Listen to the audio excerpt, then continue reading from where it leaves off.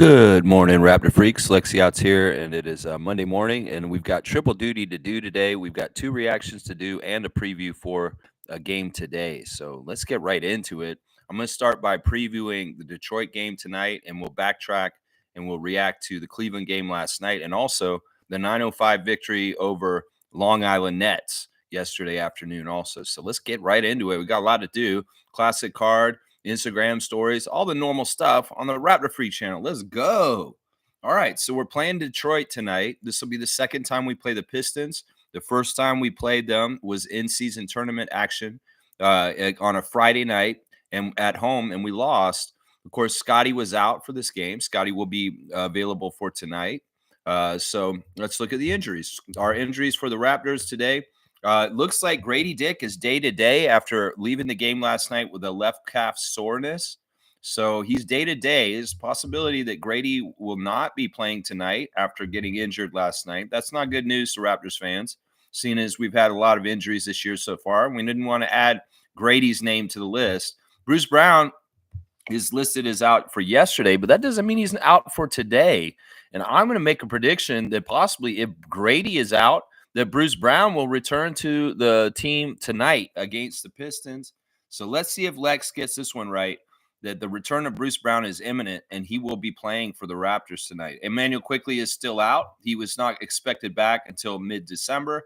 Kelly Olynyk is limited in practice right now, and he is out. And DJ Carton is still out with his twisted ankle for the Raptors on their if I'm going to speculate a starting lineup with what has happened, I'm going to say that Scotty Barnes, RJ Barrett, Ochai Agbaji, Jakob Poeltl, and possibly Davion Mitchell starting in the place of Grady Dick or even Bruce Brown. I don't think they'll start Bruce Brown right off the bat. It's more likely they'll bring him in off the bench.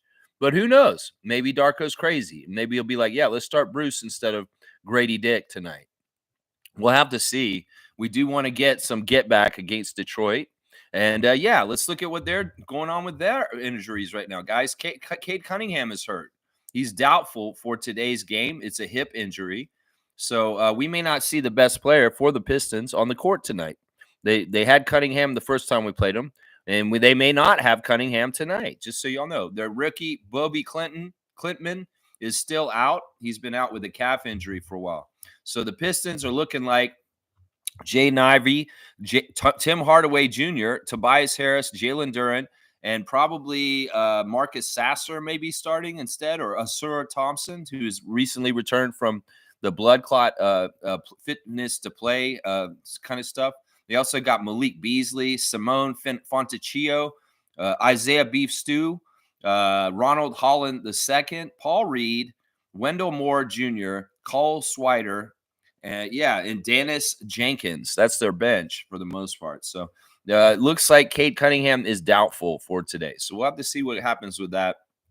Grady also day-to-day today. The referee crew for tonight's game in Detroit, our crew chief is Mark Davis, number 8, 27th season out of Chicago, Illinois. Of course, we know Mark Davis. We just had him this year. He did the one game with Vince Carter was announcing, and he was like lamenting Mark Davis. And Alvin Williams was saying that Vince kind of looked like Mark Davis because of their hairstyle. Mark Davis' favorite TV show is The Wire. His favorite movie is Three Colors, Pan-African. He likes to listen to John Coltrane. His favorite book is Lonesome Dove. He likes to eat pancakes. His favorite app is the airport app, the Cisco AnyConnect app, so he can have Wi-Fi wherever he is. He must like to visit Venice, Italy, and his bucket list is to fly a helicopter along the Chicago River. Yeah, Mark Davis, in addition to his NBA service, has 3 years of officiating experience in both the Continental Basketball Association and at the collegiate level. That's right. He's that old of a ref that he refed in the CBA, and he did ref some at the collegiate level. That's right. 27 seasons for Mark Davis. We lost our first game this year, the one that Vince was calling. I guess that was actually the first game of the year when we lost to Mark Davis. It was the Cleveland game, the very first game of the season, I believe, because we won, or maybe it wasn't that game. It was a different game that Vince called. But anyway, our winning percentage with Mark Davis is 49.5%. rounded up to 50%. And the Pistons win 44%. So Mark Davis favors the Raptors tonight 50 to 44%. And we did lose the first game of the season that he was present at. Jenna Schroeder is the second ref tonight, number 20 in her sixth season out of Flint, Michigan. She likes to show 30 Rock. She's all about dirty dancing. Don't put baby in the corner. She gets down to some Bob Seger. That's right. Shake down, break down, take down. Everybody wants to the crowded line. Beverly Hills Cop. That's right. She most like to visit Australia, and her bucket list is to see Billy Joel, Eric Clapton, and the Rolling Stones in concert. Jenna has officiated 3 seasons in the G League and 2 seasons in the WNBA. She has 7 years of collegiate officiating experience working games in the ACC, American, Atlantic 10, and Big East conferences. Yeah, Jenna's similar to Mark. We've seen her once this year, and we lost. And let's see where she's the lowest win percentage for us today. We win 43% of our games when Jenna's around, and meanwhile the Pistons win 37%. So it's 43 to 37 for the Raptors with the second ref Jenna Schroeder. Of course, we know this is the Pistons. They've lost a lot in recent years. JD Rawls, the rookie referee, is the third ref. He's in his first season out of Baltimore, Maryland. Number 94. Of course, JD is one of the 2 refs that was promoted from G League status to regular NBA status this season. His favorite TV show is Power. He likes the movie The Forge. His favorite musician is Anthony Hamilton. He likes to read the book Die with Zero. He eats shrimp pasta. His favorite app is the Bible. He most like to visit the Maldives, and his hidden talent is sign language. JD Rawls has officiated 7 seasons in the NBA G League, where he refereed playoff games 6 years, finals games 4 years, and the championship game of the Winter Showcase 3 years. In 2022 and 2023, he officiated both the championship game of the NBA Summer League in Las Vegas and the Basketball Africa League finals. So JD Rawls has actually gone across the ocean and refereed BAL games. Very, very interesting stuff. JD has not refereed the Raptors very often. We lost the last game he ref for us this season. He has ref this once this year. We have a 50% winning percentage with him. We won half our games when he's present. Meanwhile, the Pistons win 17% of their games. So they have not won but once with JD Rawls so far as a referee. So 50 to 17 is the split with the rookie ref, JD Rawls. So there's your ref crew: Mark Davis, Jenna Schroeder, and JD Rawls, the rookie. So yeah, they all favor the Raptors. Once again, this is the same thing that happened yesterday with the Cleveland Cavaliers game, that all the refs favored us. But did that matter in the game, that the refs favored us? No, because Josh Tibbin and the guys last night were doing screwy shit to the Raptors last night. In fact, I saw a weird ref manipulation in the first half that I'd never seen before. One where they actually shaved seconds off of the shot clock against the Raptors, made them inbound it with only 4 seconds left on the shot clock. That was such a weird play. Like, they were adamant about this. Jakob got really mad at them and talking to them about, like, why are you cutting so much time off the clock? That's really weird. I had never seen that type of ref manipulation until last night. And it was a weird one, man, because they like stopped and they, what they've been doing recently in G League and in the NBA is they're stopping the game to talk about the shot clock. All of a sudden, it's mysterious. I know in the past they may stop it because of malfunction, because it doesn't start right, but I'm really kind of feeling like it's fishy. The stuff with the shot clock sometimes, because they'll stop trends in the game, like whether they're runs or energy starting to get generated by one side, one team, and they'll like slow it down by saying, "Oh, shot clock violation," and they'll just stand there and hang out for a while and wait for their good energy to run out. So every time the referees kind of pause the game because of shot clock issues, I'm very suspicious at this point. These people that have one job, sitting at the sidelines to take care of the shot clock, should be on top of this shit. And I could even say, I don't know who these people are. If they are working for the facility or the team that is playing, they could be manipulative of certain things by fucking up the shot clock at certain times. So I don't know. I don't know the protocol with this, NBA refs. I've never seen you guys shave seconds off the shot clock against a team like you did last night against the Raptors in the second quarter last night. It was weird, man. They had other ones that they did too last night. Josh Tiven holding the ball away from Scotty for like 30 seconds to allow the Cleveland Cavaliers to run down and get their half court defense set very much. Holding it, just standing there, holding it. And this guy's like, give me the ball. Give me the ball. Give me the ball. Okay, well, Josh is just waiting for all them to get down there, Donovan and Jared Allen, to get set in their defense. That is such a weird ref manipulation. Not allowing a team to inbound the ball and get hurried up down the court is annoying. And well, they did that one too last night. Now, we did get way more free throws than the other team, and I can't complain about that. But there were some screwy, little weird things that ref crew was doing last night on the down low. But it mostly was in the first half. The second half, it wasn't as pronounced or as important. In the second half, it was more that RJ and Scotty just couldn't hit fucking free throws, which was annoying as hell. RJ had kind of beaten the free throw boogeyman for a little while and was making his free throws very well. But yesterday, he had another bad free throw shooting game. And Scotty did too, just to be honest. It was weird. Scotty lifted the glasses, and all of a sudden, he could shoot free throws. He was trying to shoot free throws with the glasses on. He missed all of them. He took the glasses and put them up while he's shooting free throws. He made all of them after that. So, yeah, I think we learned something here. Also, we saw Scotty switch glasses in the middle of the game suddenly. He took the red ones off because they got kind of crushed in the situation. Jakob picking them up and trying to dust them off for him.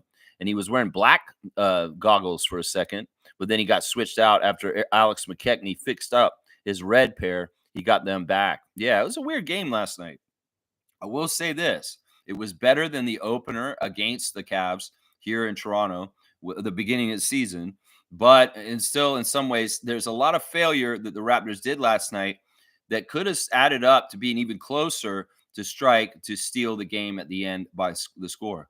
So, yeah, it's disappointing in some ways, but it's also you're playing a team that's only lost once this season, is undefeated at home, and you're hanging with them. And you're playing you're playing pretty good with them. And honestly, the Cavs played at a high level at times in the game last night. They played at a very high level, hitting very confident 3-point shots, and also playing a very high confidence on defense too. They're very hard to score on. Very, very hard to score on. And part of our slow start to the game last night was really partly because the Cavs are very hard to score on. And well, that was what Darko said was a big part of why we lost last night, was letting them jump out on us in the beginning and get away from us in the very beginning and get that lead. Because they did. They jumped out to a pretty big lead right away early. Now, we can't have that happen. Scotty in the post-game conference saying that, for Detroit tonight, we got to get out there and get on top of them and get ahead from the start and not let teams get a lead on us early that we have to come back from. It'll be interesting to see our improvement from the first time we played Detroit just 10 days ago, honestly, and see if we're much, much better this time with Scotty back from injury. We'll have to see. Yeah, let's check out the chat and see what y'all are saying today, reacting to 2 games and previewing the Pistons tonight. Yeah, not a bad road trip. This is not a weird back-to-back where I'm like, oh, this is horrible. No, it's a really close city-to-city road trip from Cleveland to Detroit. And, hopefully the guys will be in pretty good shape and not overly tired because of the back-to-back nature of the schedule for today. We'll have to see. All right, let's see. Nako's in first. Good to see Gerald in the chat. First thing Monday morning, Mississauga checking in. Scotty felt like more of a role player watching, but hot damn, real good stat line. Probably my favorite Mobo game so far.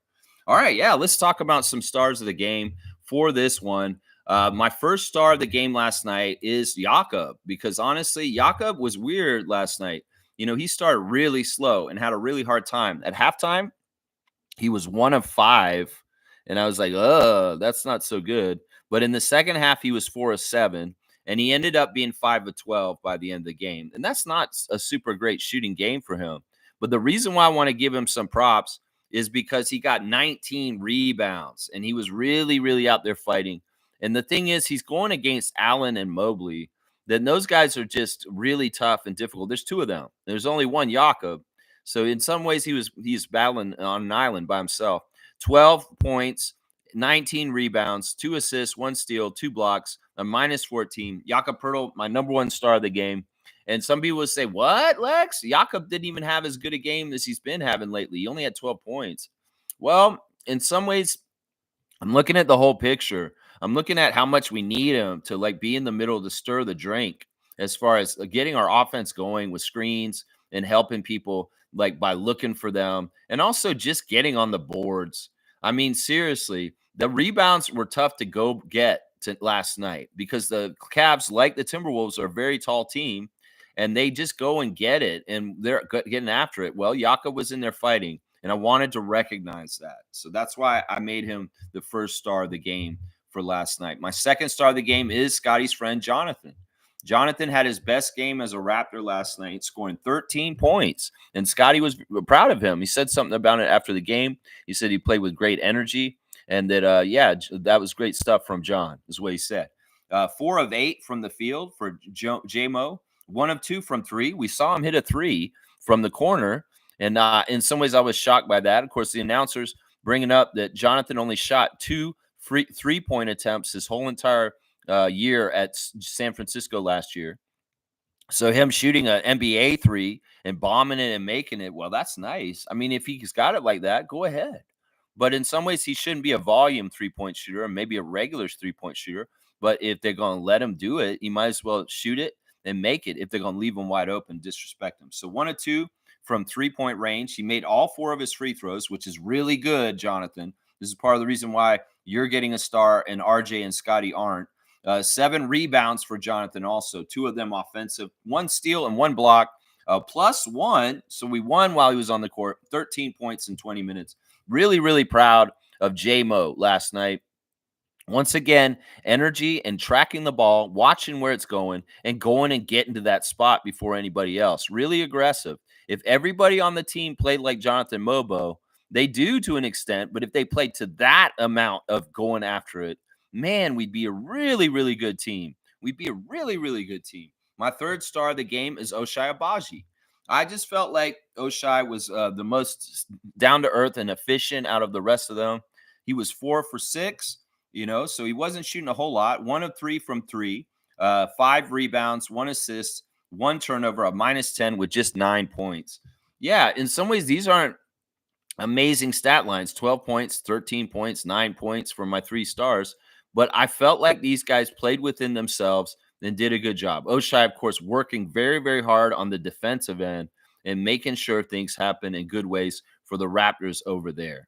So those are my 3 stars. I have honorable mentions, but I won't talk about them right this second. But yeah, with the free throw shooting of Barrett and Barnes, I could not in good faith give them stars because that annoyed the hell out of me. And also, they shot 30% from the field. Scotty shooting 5 of 14, with 1 of 6 from 3. He was off last night. Scotty was off. At halftime, he was 1 of 5 or something like that, and he had hardly any points. 7 rebounds, 7 assists, 3 steals, 1 block, a -9 with 18 points in 34 minutes. It's just not a good enough game for me. I expect better from Scotty Barnes as far as better efficiency. Some of the shots were really good, high-level shots. They just didn't drop in. He's shooting a lot of stuff within 15 feet of the basket. It's just some of it just wasn't dropping in. It was one of those nights where Scotty just wasn't on. He wasn't on at the free throw line, and he wasn't on from the field either. 7 of 12. You missed 5 free throws last night, Scott. I guess now you got to lift the goggles when you're at the free throw line. RJ, almost just as bad, like 6 of 18, another 30% shooter, 2 of 6 from 3, and 2 of 6 from the free throw line. You shot the same from free throw line as 3-point lines, RJ Barrett. That is no good, man. We thought you got past some of this bad free throw shooting, but you and Scott missing so many free throws in the fourth quarter when we're trying to come back was really deflating and loser energy. And in some ways, part of the reason why we lost last night. It's no good if we're trying to mount a comeback and our 2 top scorers, our 2 top players are breaking and missing free throws at a crucial time when we're trying to close the gap and get in striking distance to win. That's just deflating, and that's loser energy. And you lose because of that kind of stuff, Barrett and Barnes. So do better. Please do better. Between the two of y'all missed 9 free throws. That's 9 points. And we lost by 14 points last night. So you do the math. You could have helped us get at least a majority of the score closer by the end of the game. So yeah, RJ, 6 rebounds, 6 assists, 1 block, 1 turnover, minus 13 with 16 points in 33 minutes. At this point, because the way RJ scores, I'm going to say anything under 20 points is not good enough, RJ. You need to score 20 points at least every single game because you are that guy in that way for us right now. Grady Dick wasn't bad, but 6 of 17, another 30% shooter. Him and Scott and RJ all kind of shot kind of bad. 3 of 9 from 3 for him. He made all 3 of his free throws. 4 rebounds, 1 assist, minus 17 with 18 points in 31 minutes. Yeah, it is what it is. Your 3 best offensive weapons are all shooting 30% from the field. You're in trouble. You need to get at least one of them going in a very efficient way where they're shooting closer to 50%. But yeah, there was a lot of shots up by them. Off the bench, Chris Boucher, 14 minutes, 3 of 7 from the field. He missed all 3 of his 3 attempts. 4 of 4 at the free throw line. 3 rebounds, 2 steals, 10 points in 14 minutes. Chris, very efficient. Not as much of him last night, but fine and solid. Fine and solid. All honorable mention to Chris Boucher. Bruno Fernando came in for a hot minute and got 1 offensive rebound. That was near the end of the game. Jamison Battle, 4 minutes, is 0 for 1, only 1 3-point attempt, and that's it. Nothing else for him. Garrett Temple came in for a hot cup of coffee right at the end of the game also. Just in the crunch, the garbage time right at the end. Davion Mitchell, 25 minutes, 2 of 4 from the field, 2 of 3 from 3. Missed both his free throws, so I can lump him in with the Scott and RJ on this one. 1 rebound, 3 assists, 1 steal, 6 turnovers. A 3 to 6 turnover ratio was really bad. Davion Mitchell was not his normal self. He may have shot a little bit better last night, but the turnovers were way out of control, Davion. Really, really bad turnovers from him last night. A minus 10 with 6 points in 25 minutes. Yeah, that's just not going to cut it. You know, I like that you made 2 threes. I hate that you missed 2 free throws. And I hate that you had 6 turnovers. How about that, Mitchell? Jamal Shed, 16 minutes, 2 of 5. All 3-point attempts. It was nice to see Shed get hot for a second and hit a couple of threes right in a row very confidently. 2 rebounds, 2 assists, 1 steal, 2 turnovers also. A +5, though. 6 points in 16 minutes. So he was the highest plus minus for the Raptors last night. Yeah, there was a time where Shed and Scotty attacked the Cavs when they had the ball and really dogged them out. And that was fun, man. They really gave them a hard time. And they got them to turn the ball over. There were certain sections of the second half where the Raptors defense was just awesome, stifling and holding off the Cavs' very potent offense in a really, really tough stance. Like we saw blocks of Scotty blocked Evan Mobley at one point. That was really awesome. We saw Jakob Poeltl deny Jared Allen at one point. You know, that stuff was really good. So there was some really good tape of really good defensive stands by the Toronto Raptors against the number 1 team in the NBA last night. That was pretty cool. All right, let's see. Trevor J saying, protect your peace at all costs. A chaotic mind cannot create a meaningful life. Prioritize what brings you calm over what brings you comfort. Wow. There you go. What the difference is between calm and comfort, though. I mean, calm can mean comfort. I don't know. That's an interesting words of wisdom, Trevor. I appreciate that. It's good to go with what's right or feels right. That's for sure. Yeah. Trevor J saying, happy game day. Let's go. Let's beat the Pistons. There you go. Yeah, double duty. Played 2 games yesterday, and now we got to play another game today. And yeah, the games are going to come fast and furious this week. Two of our road games right in a row, right away. Then Wednesday, then Friday, right in a row. We're getting day on, day off, day on, day off. Lots of games coming up. And in fact, we play on Sunday too. So it's like day on, day off for the rest of the week after this back-to-back. Trevor's saying Cleveland's long arm monsters is a problem for the Raptors. I think they're a problem for the whole league. You know, it's interesting. Let's give some flowers to the Cleveland Cavaliers side of things real quick. You know, they had some very impressive players last night. I'll start off with Jared Allen, 13 rebounds, 23 points, 10 of 14 from the field, 3 of 5 at the free throw line. But yeah, Allen was just a force. In some ways, you know, if there's some sort of matchup where he's matching up against other bigs, he relishes in trying to be the better big. And in some ways, he does outplay both Scotty and Jakob down low. In some ways, Evan Mobley's not doing it. He's like the junior apprentice, but the main guy is Allen. And he shows that dominance in different ways, whether it's just dunking in the middle of everybody, grabbing rebounds, and other people are trying to get to. There's a lot of how Jared Allen uh, competes and defeats the other team. And a lot of it is hard work, running the floor, crashing the boards, and dominating down low with very high percentage shots. Also, Donovan Mitchell was on fire. We got like a good Donovan game. This is a game where Donovan Mitchell is playing like he is a top 10 player in this league. 10 of 13, 10 of 18 by Donovan last night, 5 of 9 from 3. Yeah, he was just on it, man. What do you do when you're dealing with a guy who's so offensively potent and he's just on? He's like, making a lot of crazy layups and very skillful, high level attacking the rim, and then peppering you with 3-point shots from the outside that are just bombing.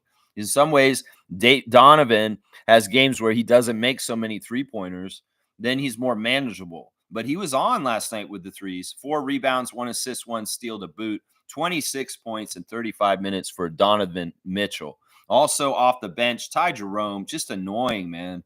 So annoying. That guy annoys the hell out of me. In some ways, he's a go-getter. He gets after it. He's an irritant. He's a burr on your foot. He's just annoying, man. He's all over the place, and he gets after it. 9 of 14 for Ty Jerome, 4 of 8 from 3, 4 of 4 from the free throw line, 3 rebounds, 6 assists, 4 steals, 1 block, a plus 12 with 26 points in 28 minutes. He was, in some ways, the best player on the game in the game last night. He brought that energy, and he was kind of a leader for the Cavs in the right kind of way for them. There were other guys on this team that did very well, like Okoro was 4 for 4, and he kind of opened the game up with some really, really good stuff to help the Cavs get the lead right away. Niang was hilarious, 1 of 13, missing all 8 of his 3-point shots. Yeah, that was fun seeing that, seeing him miss so much. But yeah, enough of the Cavs were playing at a very high level, and it was primarily Jared Allen, Donovan Mitchell, and Ty Jerome. The other guys were, Mobley was pretty good too. Double-double for him, 14 points, 11 rebounds, 6 of 11 shooting. Yeah.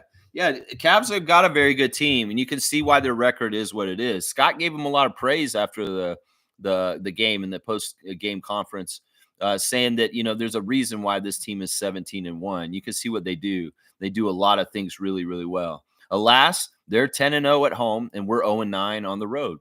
And that's just how it is. Let's change that tonight, Raptors. Let's get our first road win in Detroit tonight.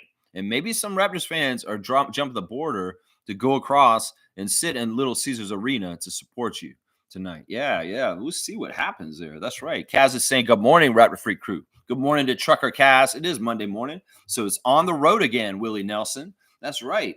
Nako's saying refs really let the Cavs play physical in the first half.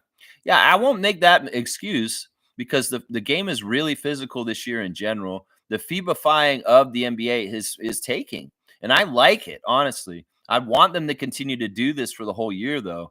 The NBA has a tendency the last couple of years of allowing a lot of physicality in the beginning of the year, and then for some reason, halfway through the year, their whistle gets real tight, and all of a sudden, everything, this touch foul, is get called. That's just, I want consistency, NBA refs. You're going to call a physicality a certain way in the league at the beginning of the year. Well, let's keep it that way the whole entire year. Because last year, y'all allowed a lot of physicality in the first 2 months of the season. And then in the middle of the season, all of a sudden, your whistles got weird after that. So hopefully they can be consistent the whole entire year. Really, really crazy. Yeah, the refs were a problem last night. They were not as friendly as I thought they would be. Mitchell Irvin and Josh Tiven. But it was what it is. I mean, I'm not blaming the refs for what happened because in some ways we got to expect this from them. But there was a lot of problems. Like you seen Grady getting really frustrated with the refs last night. There was one play that went out of bounds that was off of the Cavs, but they said it was off of Grady, but it was off of Grady. They went and challenged it, and they were right.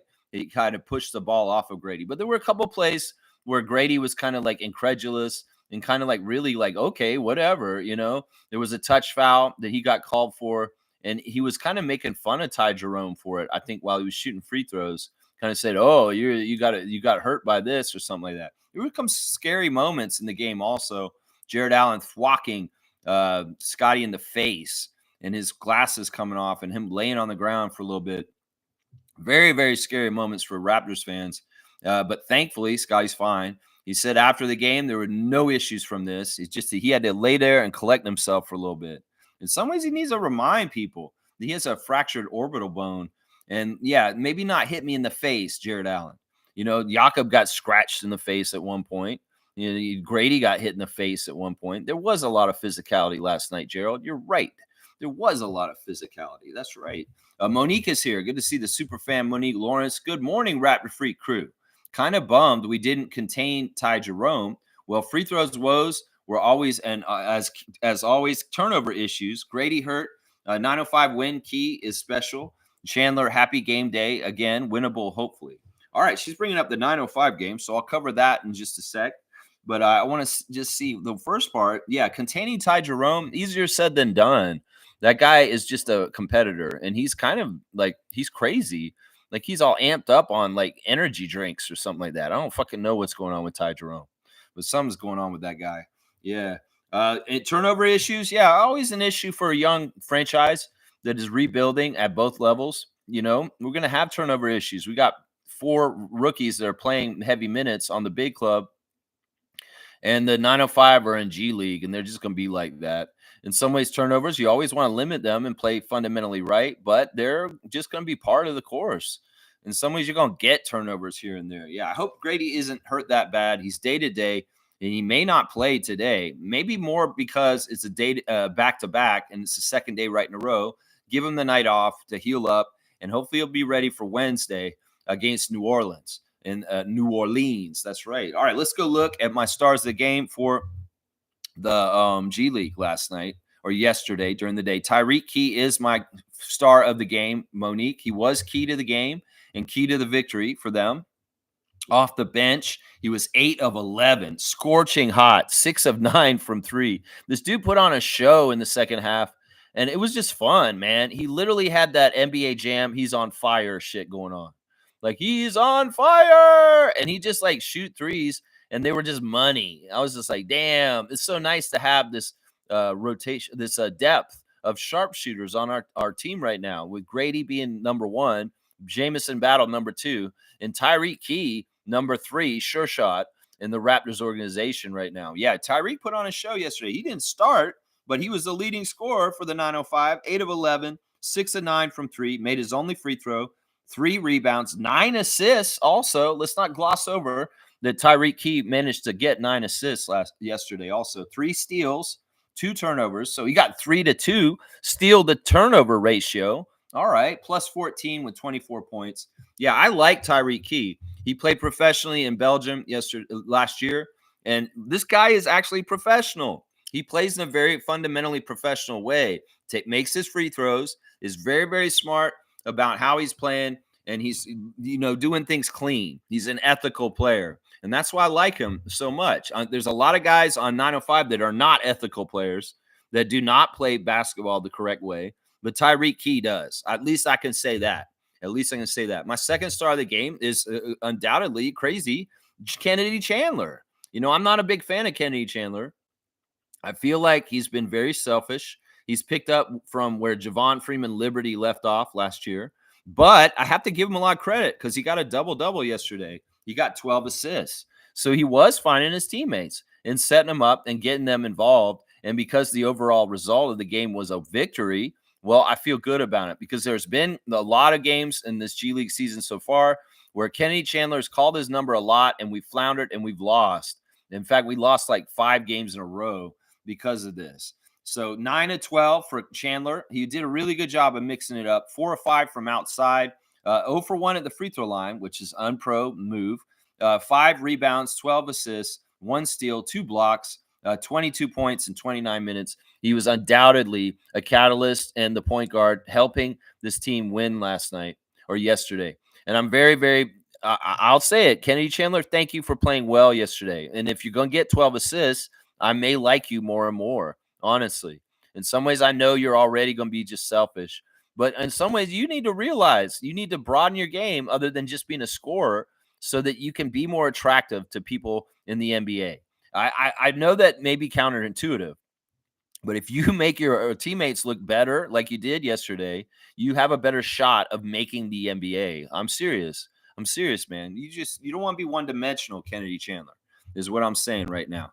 My third star of the game is our Prince Shamshay. Shamshay starting yesterday. He was a perfect 5 of 5 from the field. Didn't miss a shot.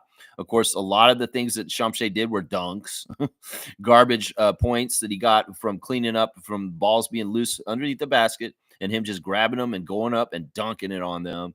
Yeah, Prince Shamshay was awesome. 5 rebounds also, 1 assist, 2 blocks, a plus 20 for Shamshay. So he is adding up to winning with 12 points in 28 minutes. So yeah, fun game to watch Shamshay. The last 2 games for Shamshay have been eye-opening. We've seen a lot of promise and potential. He's only 18. He's so raw. He has so much to learn.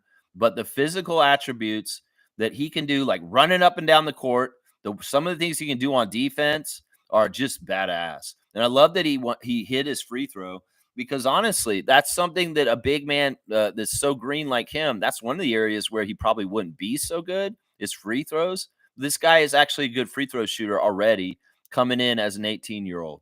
So there's a lot to like about Shamshay. All the promise in the world is there. And let's keep continuing with the baby steps of developing him. More and more will come as the games come, guys.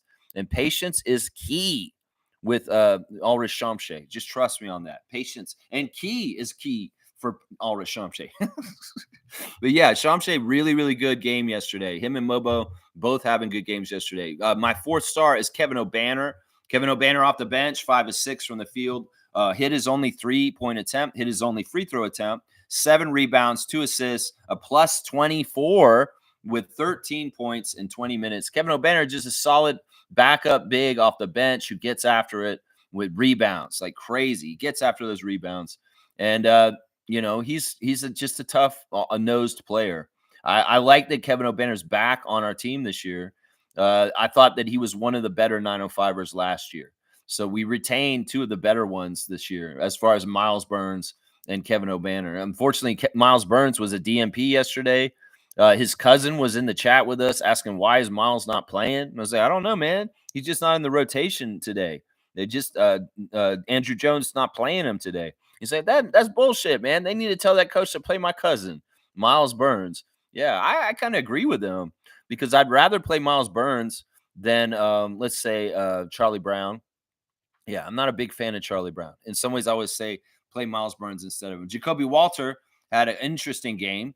He had a little bit of a tough game, but he cleaned it up by the end of the game. He was 6 of 12 from the field, so 50%, 1 of 4 from 3. Missed his only free throw attempt.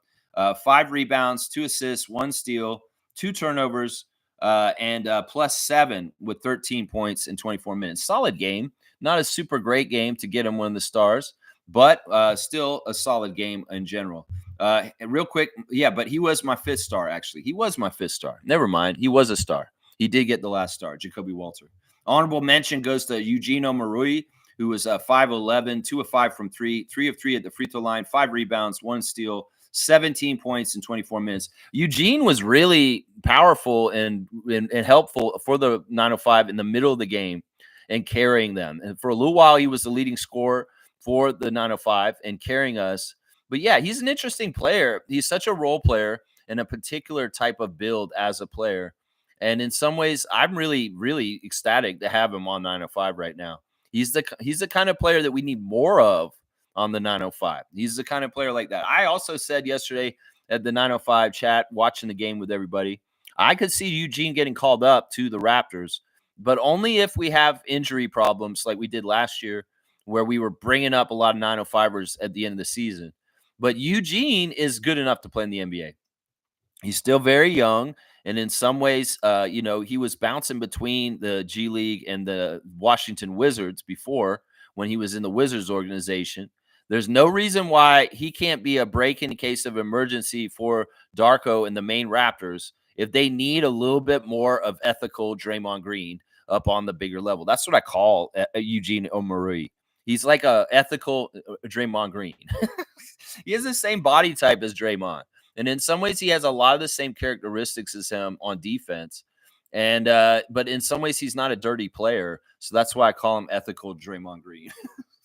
Charlie Brown, 3 of 9 from the field, 2 of 6 from the 3-point range, 1 rebound, 4 assists, 3 steals, 8 points. Charlie Brown not shooting it so much actually made me like him more. There was actually a very unselfish play he made in transition where he gave up the ball to a teammate and they made the shot. And I was like, okay, you keep doing this kind of stuff, Charlie Brown. Maybe I'll start liking you more because I want to see you do more team oriented than just calling your number, jacking up threes, and attacking the rim. And a lot of people in the chat were calling these guys out, like the people that aren't watching the Raptor Freak channel, just saying, yeah, Chandler and Brown are selfish. And I'm like, yeah, I don't want these guys on our team. I'd rather have guys that are going to foster towards the development of the guys we're invested in, like Jacoby Walter and, Ulrich Shamshay.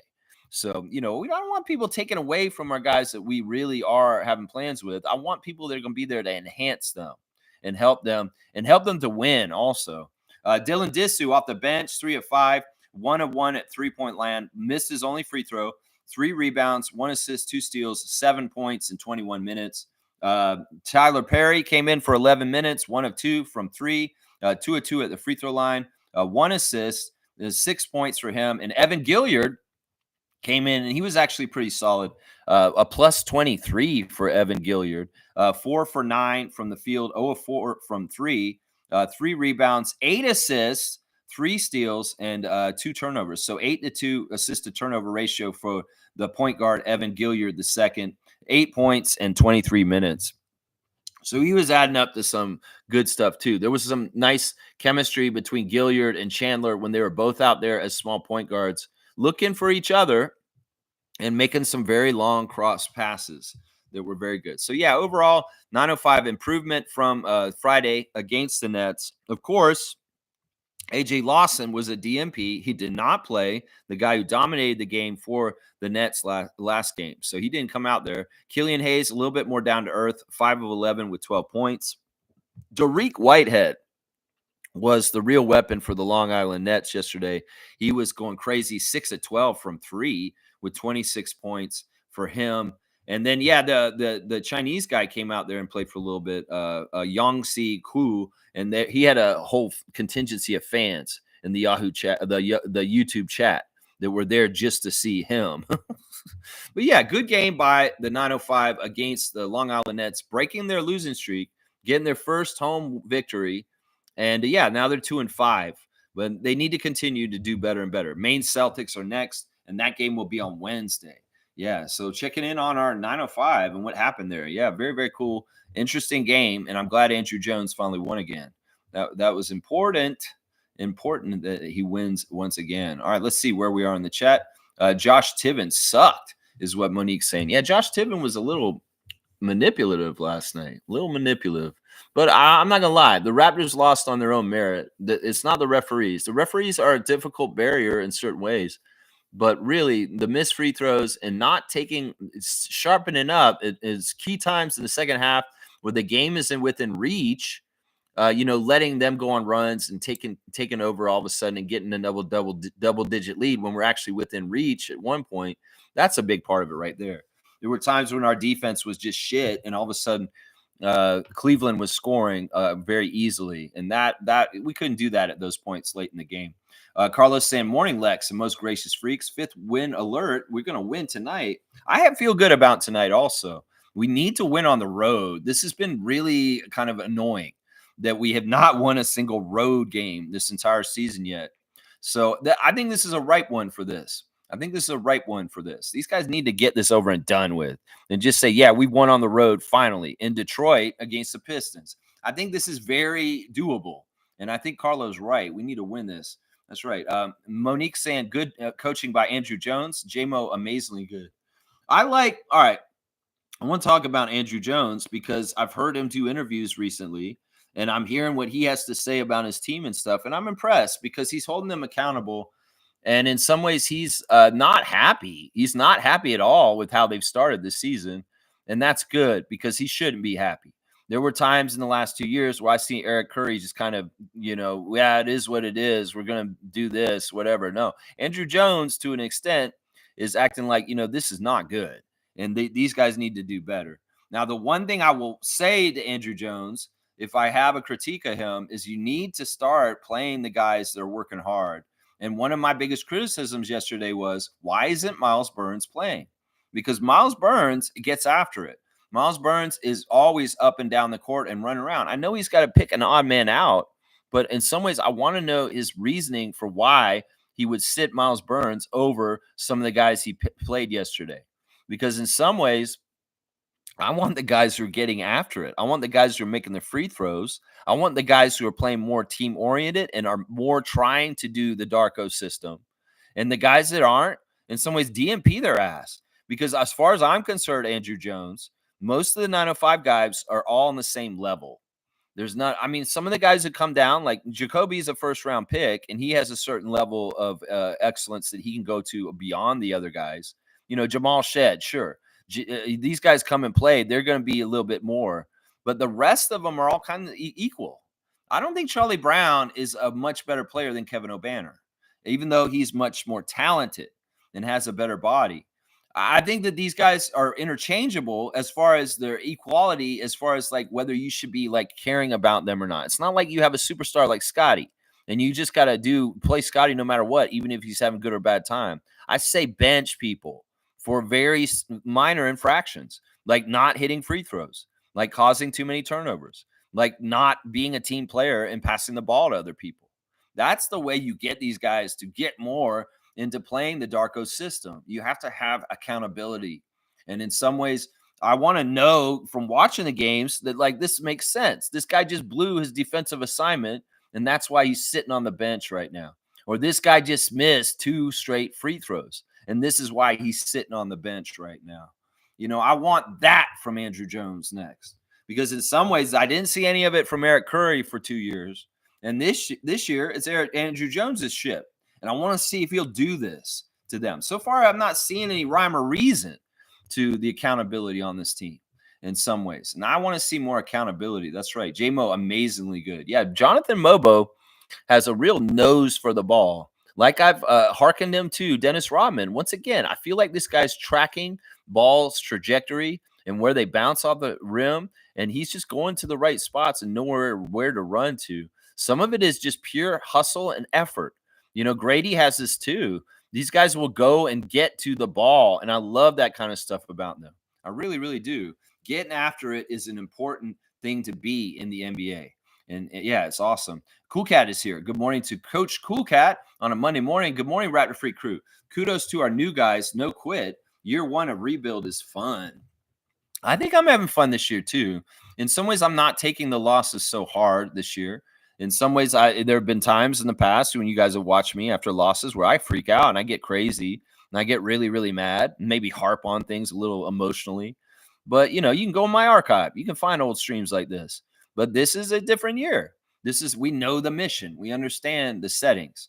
And in some ways, me overreacting to every loss in an over dramatic way, like I may have in the past, because I really cared about them winning with the old team, with the more veteran team instead of the rebuilding team right now. Yeah, it's a difference. It's very different. In some ways, it's a lot less stress. And in some ways, I feel like off the hook in some ways because I'm not going to get all bent out of shape over losses right now because, well, this is part of the process of rebuilding. And it's stupid to get overly emotional about the Raptors win-loss record right now. It really is. Really dumb. And people are doing that. Stop torturing yourself. Seriously. Smooth saying Raptors are going to win one of the 3 remaining road games. They're desperate to get that first one. I'm thinking maybe the New Orleans game. Well, why not get the one tonight and New Orleans? New Orleans is a very good chance. I think both of these games right now in front of us, Detroit tonight and New Orleans, are very gettable games, both of them. And I think that we may win both of them, honestly. We'll see how it goes tonight. If we don't take care of business tonight and we lose to the Pistons again, well, we have a very good shot on Wednesday, like Smooth said, against a very injury-ravaged New Orleans Hornets team. And they have not done well. And in a lot of ways. In some ways, they're very different than us. They've had injuries like we have, But not only that, their team is not running well together, but our team is running well together. So that could be a real difference when we go to the Big Easy for Wednesday's game against the Pelicans. So we'll have to see. I think both these games are very winnable. And I think that, we could win the one tonight. Let's go ahead and do that and win the one on Wednesday, too.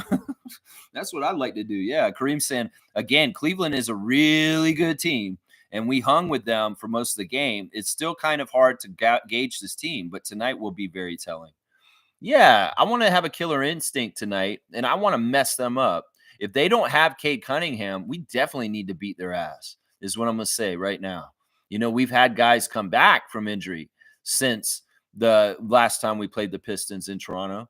And, well, we should have won that game in Toronto, too. In some ways, that in-season tournament game made me mad because that week we had 2 games against 2 teams that were suspect, and we could have probably won 2 in-season tournament games against Milwaukee and Detroit.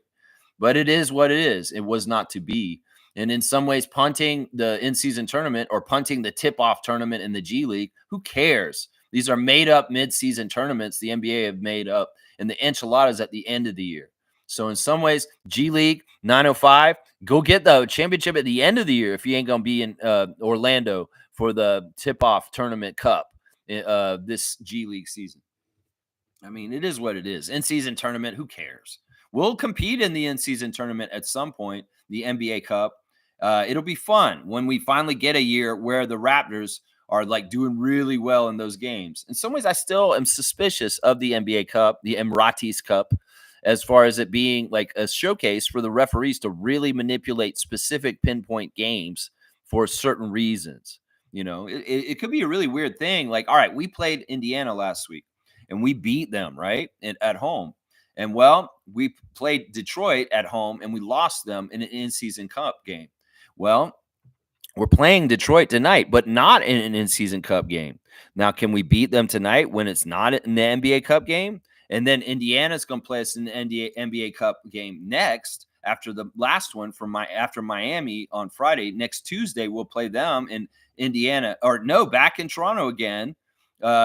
Will they mess us up against Indiana then? It's like, oh, you guys can beat the Pacers and Siakam last week when it's not NBA Cup, but when it's NBA Cup and you have your fancy court out there, yeah, we're going to screw you with the refs, and y'all will lose to the Pacers then. I'll be paying attention to this and see, okay, we're playing these teams twice right around the same time. The difference is one of the 2 games is NBA Cup, and we're on the L side on those games. That's what I'm wondering about with that kind of stuff. This guy keeps cruising through my backyard during the morning. I don't know why. I don't know who he's going to see or something like that. I wish this guy in this truck wouldn't drive through my yard every day. Anyway, let's keep going. Keep seeing him outside the window. I don't know why. All right, let's keep going. Let's see. G's here. Allen shows you why you don't need a center that shoots threes. Yeah, Jared Allen is amazing. There was a couple times in the game last night where he beat Jakob down the court and really made us pay for it. He's the kind of guy that's got a foot speed to him that that's where he could get an advantage because he'll outrun you down the court and all of a sudden he's dunking it. And it's not even that Jakob is a lazy or slow guy. It's just that he's got it like that. And he understands that, he can get ahead of his counterpart on the other side because he's usually a little bit faster in transition, Jared Allen. So he's a very nice weapon to have. In fact, he may be the most important player on that team. It's not Mitchell. Because honestly, any of those 3-point guys could go off and just start scoring for them at any time. The absolute essential, most valuable player on the Cleveland Cavaliers is Jarrett Allen. I really, truly believe that. Matt E is here. Good to see Matt E returning to the chat once again. Ugh. So unfortunate we had many chances to capitalize and take leads, especially so defeating when our defense has been so good. It's a 48-minute game, and we've got to fill it with mostly good stuff happening. And there are still periods of time where everything kind of fell apart, and Cleveland goes on a run. There was one run in particular around the end of the third quarter and near the beginning of the fourth that absolutely killed momentum that we had been building up to come up and try and steal the game. There were really, really good periods of time where we held Cleveland in check. They got off to a really fresh start right off the beginning and got a good lead on us, really, really bad lead. But we caught up by halftime, And we were doing really good stuff to slow them down. In fact, in the third quarter, they were having a hard time scoring, and it looked like we were controlling the game really well. But then they busted open all of a sudden, and then there's a 10-point run by the Cavs, and the lead is back in double digits. It's frustrating, Matt, but this is part of a rebuild and learning it. I think they said this yesterday. Like Scotty said this after the game. It's like we're learning how to win, but we have to learn how to win even more to win because there's all kinds of different ways you have to learn how to win every night. And Shed said something like this yesterday also before the game, talking about his experience with 905 on Friday and playing for the Raptors also. That it's just a tough league to win in. Even when you think you've figured out how to win, it changes, and you have to continue to strive to be creative in trying to find the ways for your team to win. And a lot of it is just being as solid as possible throughout most of the 48 minutes with your defense, making free throws and making shots.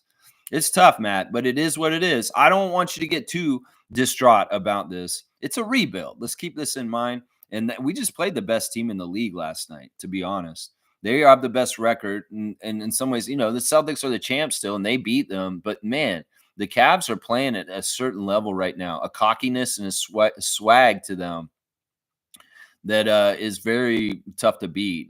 These guys could be streak shooters, some of them. Donovan Mitchell is not always so on point. Neither is Ty Jerome, but they've got a cockiness. They got a swagger to them right now, and that's part of it. So we're saying, yep, free throws remain a very big problem. Well, I think with Scott, all it was taking the glasses and lifting them up onto his forehead. We learned something last night, and hopefully we won't see very many misses from Scott on free throw land anymore because he realized that. But RJ, in some ways, it's about calming down. It's about concentration. It's about not rushing. And in some ways, RJ has such a swivel hand with his left. It's weird. Maybe he should shoot free throws with his right hand because, like, in some ways, he shoots it with his left hand, and there's a swivel action in his arm that's messing up his free throws. I've noticed. That's part of it. We're really looking at the mechanics and really breaking down what the fuck is wrong with RJ's free throws. There's some times where he does a little bit of a push and he's spinning it. And that's why it's kind of looping and going up and out, like that kind of stuff. So stop doing a weird swivel on your left hand when you're shooting free throws, RJ. Keep it very square. Follow through. That's the other thing. You're not follow through and right on your free throws completely.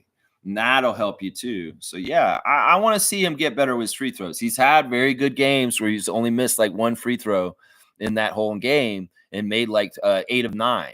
But in some ways, it's like last night is reared its ugly head once again, and it looked real ugly, real ugly. And once again, those missed free throws and crunch time when you're trying to overcome the hump and overcome the other team are very deflating.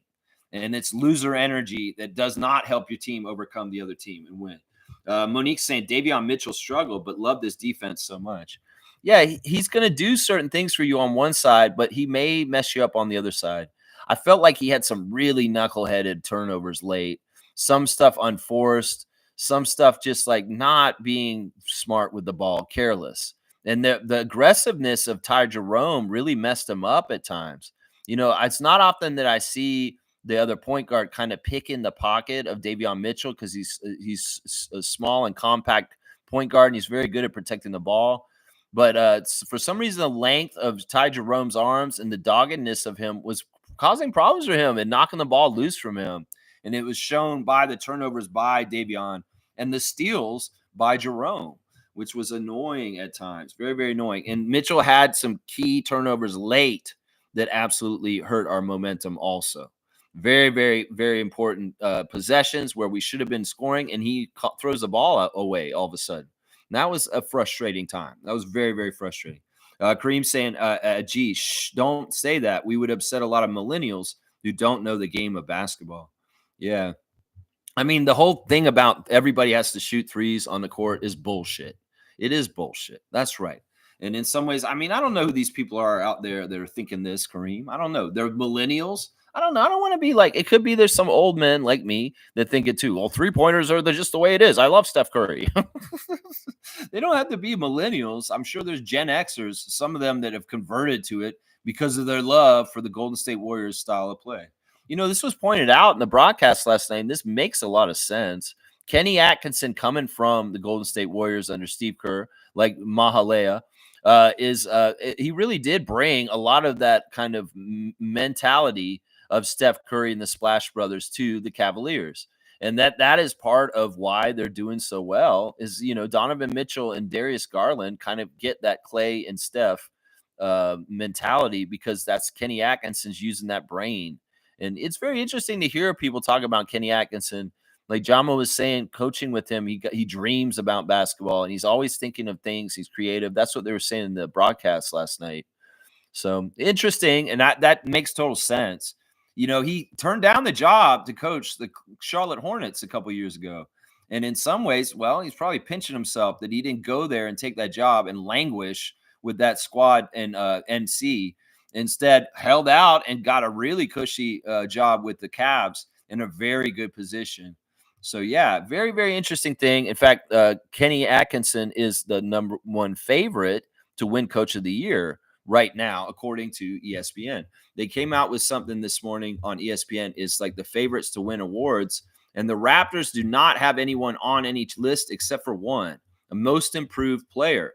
But you may be shocked to know who's on the list at the very bottom, by the way. You just got 1 point for consideration, is Ochai Agbaji. So ESPN putting out in their article this morning that Ochai Agbaji's on a list. He's tied for 12th out of everybody for running for most improved player of the year.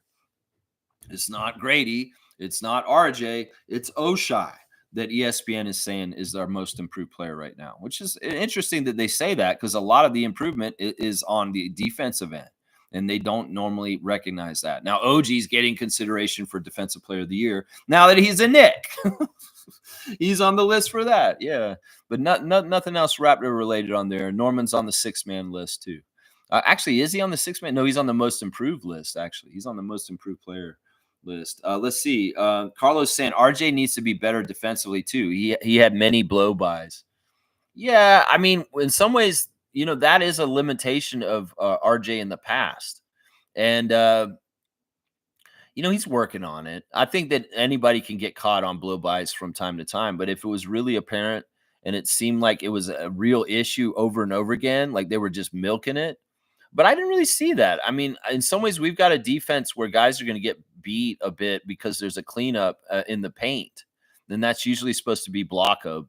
That's supposed to be there to be the last defense, just in case. There could be also times where RJ is getting beat, but he's funneling the player to a certain area of the floor that they want the player to go to. Yeah, I'm going to defend him on this because I feel like in some ways RJ's taken so much criticism for his defense from his years in New York that I don't even actually think he's that bad of a defender.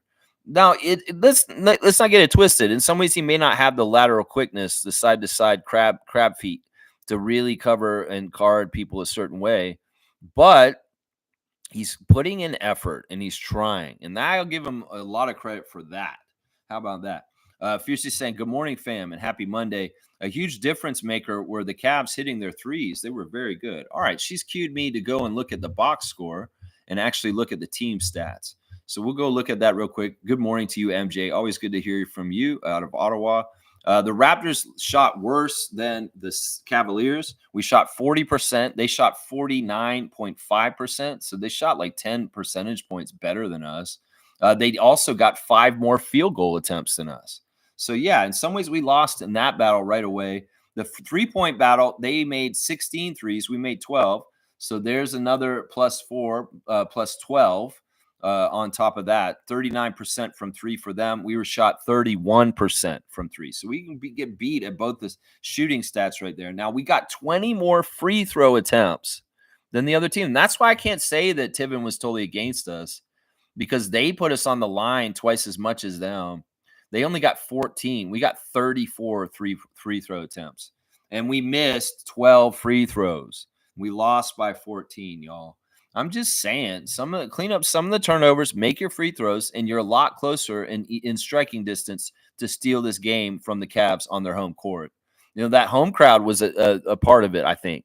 They were really active in that building. They're hyped. They're very happy about their team's record and doing so well. So there's a certain feeling in the building, even when you hear the in-game ops and the noises they're making and all that kind of stuff. It could be some of the free throws that were missed by the Raptors were agitated by the home advantage of the home court and the home crowd. The Cavs fans are very amped up and they're very happy about how their season's going. So that may have been a part of the factor in the 12 free throws missed by the Raptors last night. No lie. We did out rebound them, which is a very good accomplishment considering Mobley and Allen.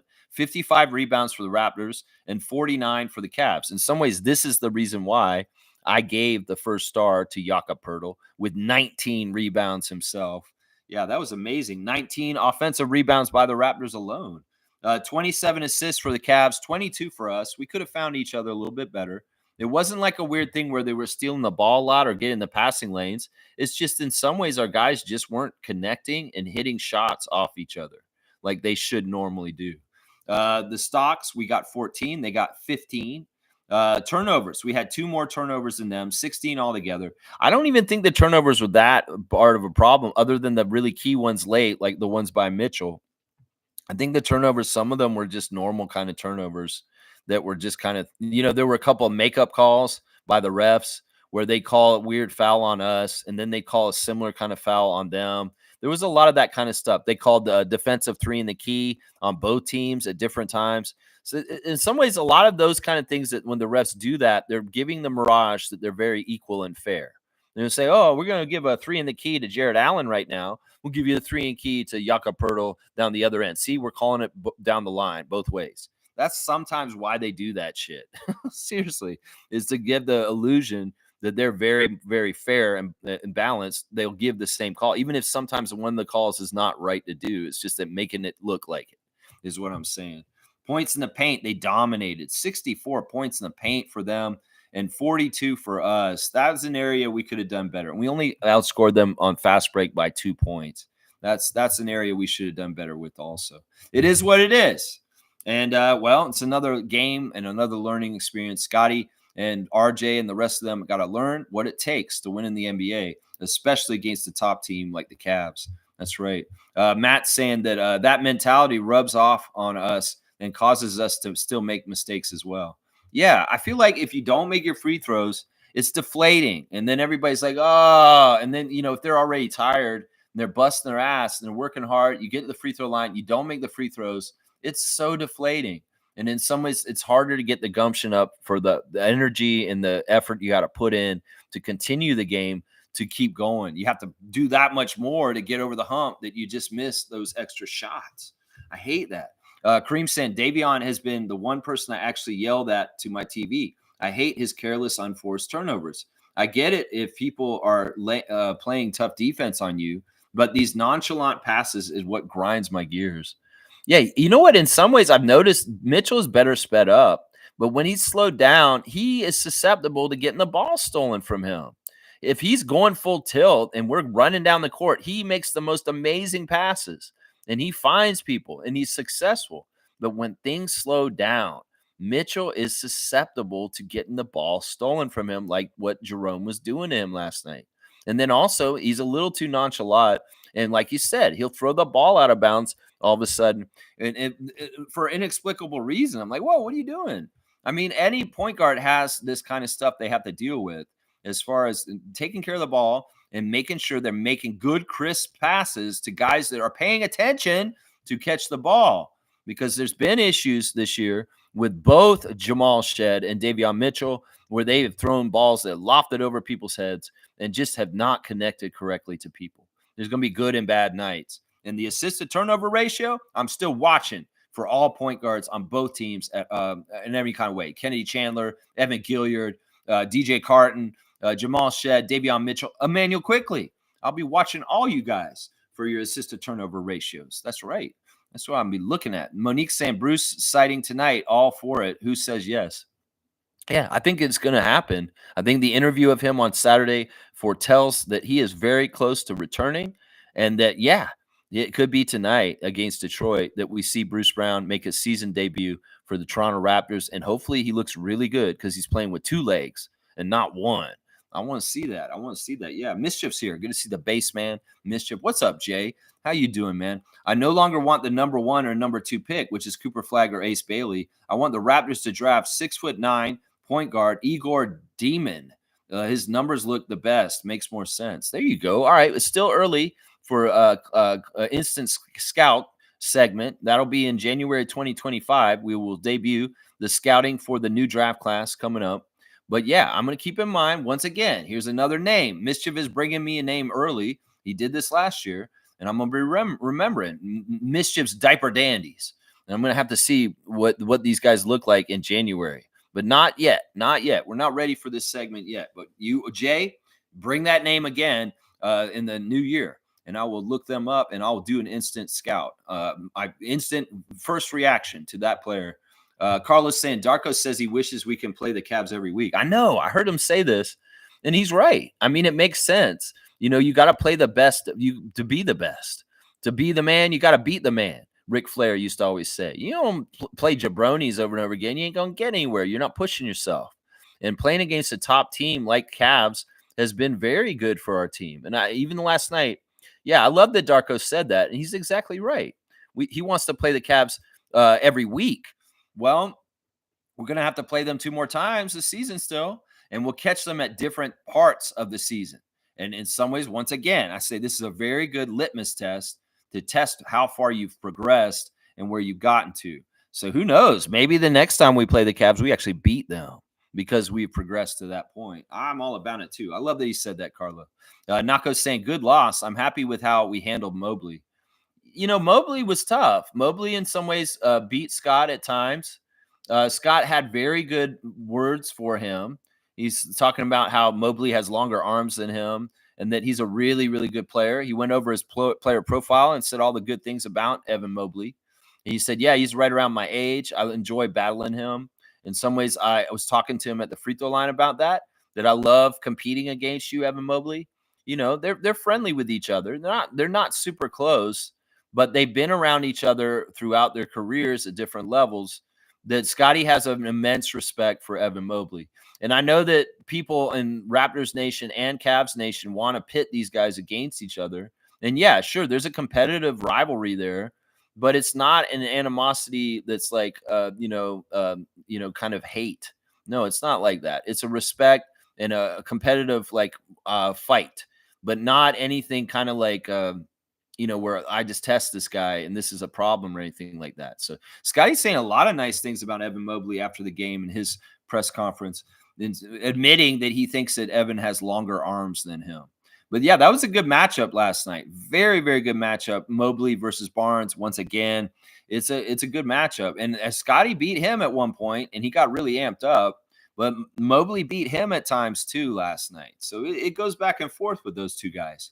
Kareem saying at Mischief, I just want the best power forward or center. Those 2 pipelines are running a bit dry. Yeah, I think we're good on point guard kind of pipeline all of a sudden. It's like weird because we didn't really have a point guard pipeline because there was a guy named Flynn clogging up that pipeline for some reason. Now all of a sudden we got some good point guard pipelines. I would even say going all the way down to Gilliard, there is some decent point guards at 905 beyond Shed and Mobley and Mitchell. So yeah, I agree. We're a little bit scarce in the front line.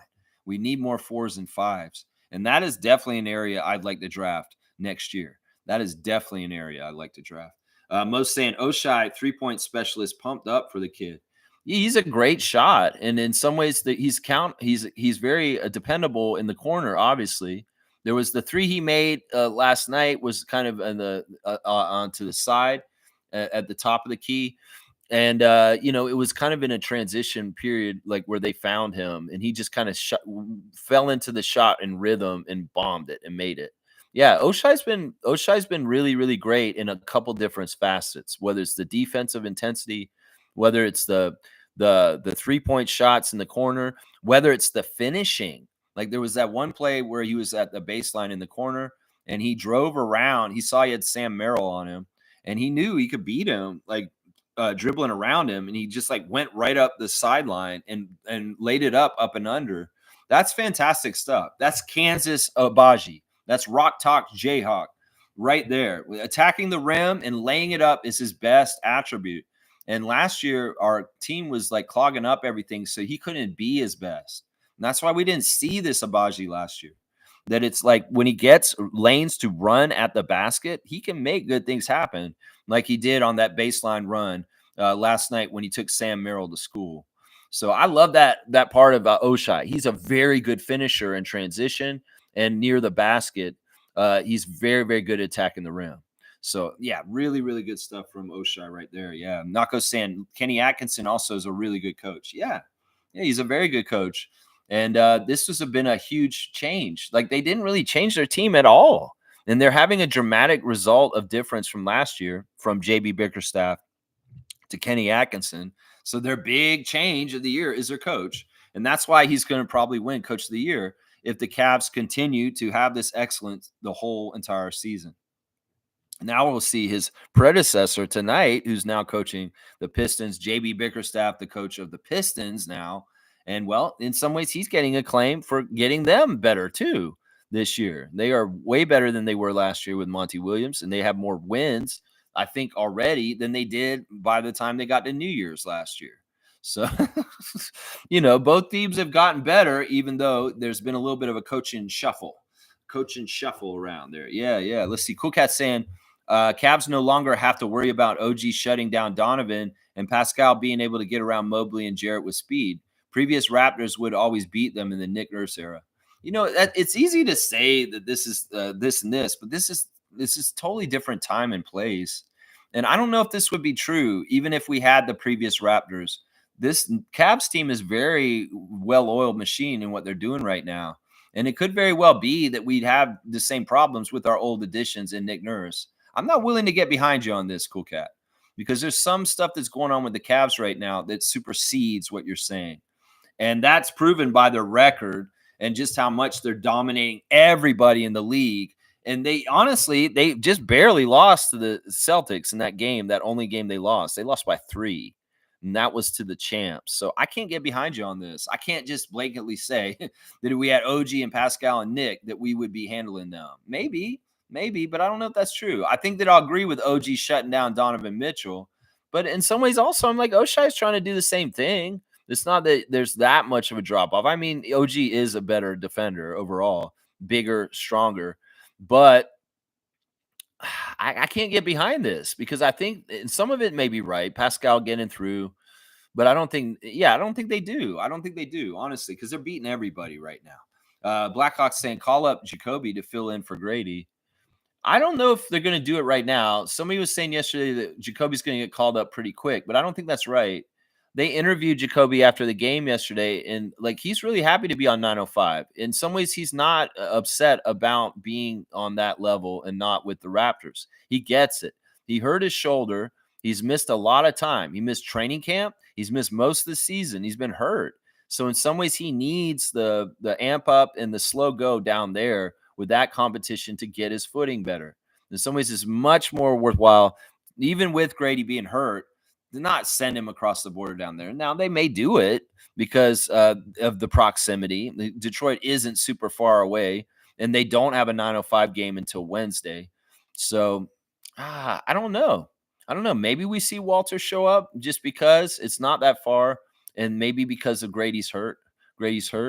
But I also got the feeling that Jacoby's just not in the plans to rejoin the main Raptors until after this 4-game road trip. That he's just going to stay in Canada and be with the Mississauga team this period of time. So, but we'll have to see. Kaz is saying Tyreek Key was fire. Yeah, he's fun, man. He's fun. I was making fun of him a little bit yesterday. Now they were doing Warren, who does the broadcast, kept saying that he thinks that Tyreek Key looks like Rick Fox. And I was like, and Lindsey Dunn busted him up at the end of the game, like doing the post-game interview with Tyreek Key on the court. Lindsey's like, my colleague Warren thinks that you look like a young Rick Fox. And Tyreek Key was like, I think I know who that is. Okay. He's like, and I'm like, and Lindsey straight up told Warren she didn't think that he looks like him at all. Well, I was thinking this is everybody's like thinking, what does he look like? There's two things I think that Tyreek Key looks like.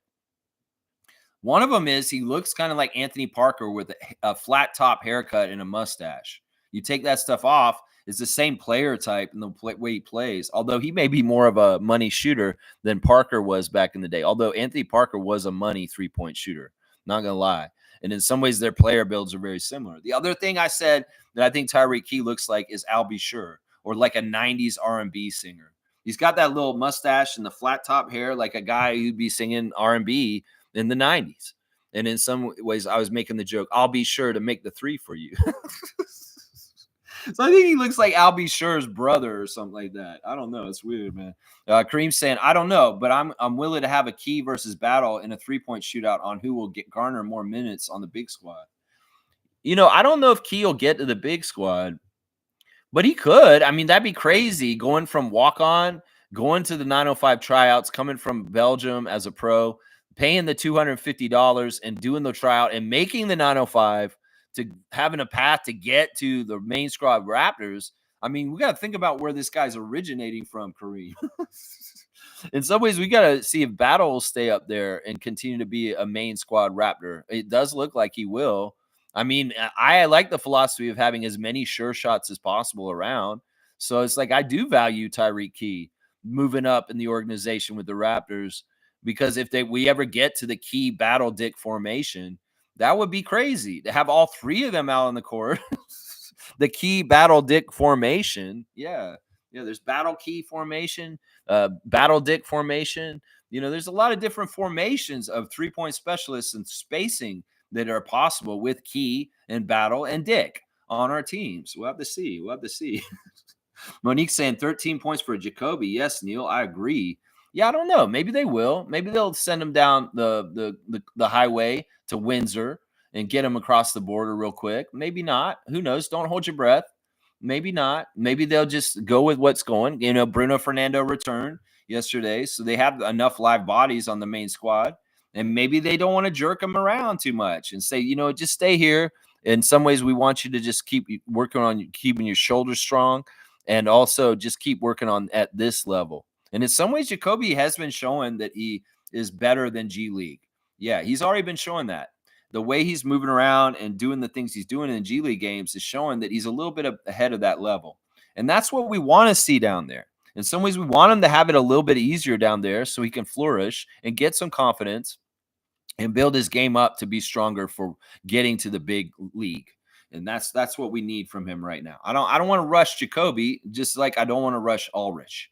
Yeah. Nako's saying last year, my favorite thing about Grady was the little things. This year, my favorite thing about Jacoby is the little things. The little things. The little things. It's the little things you do. I know what you mean, Gerald. The little things are important in basketball, and the very best trained players understand the little things and they do them. And Grady definitely has a lot of fundamental training in him from Carmen Dick and the other people that have trained him over his life. And he does things right. He's not skipping any steps, and he does things correct. And that's why he's doing so much better. By the way, did you see that one play where they held Grady on the inbounds and we got called for inbounds violation, and Darko freaked out because they were basically holding Grady's jersey so he couldn't come around the screen to catch the ball. So we got caught with an inbounds violation because we couldn't get the ball in. Of course, later the makeup call was that they got called for one too. So that's what I'm saying. Those makeup calls, they happen. Yeah, little things are good things that Grady and Jacoby does too. Jacoby does certain things with his dribble, his handles, and his footwork that are little things. And an educated basketball mind can see them and notice that, like, okay, this kid has actually got some good training because the fundamentals are showing in the little things. Is that what you're talking about, Nako? Right there? Little things? Neil's saying a thumbs up. I like that. Smooth saying a lot of JV chatter. Expect him to be traded on December the 15th. Oh, yeah. They knew this coming in.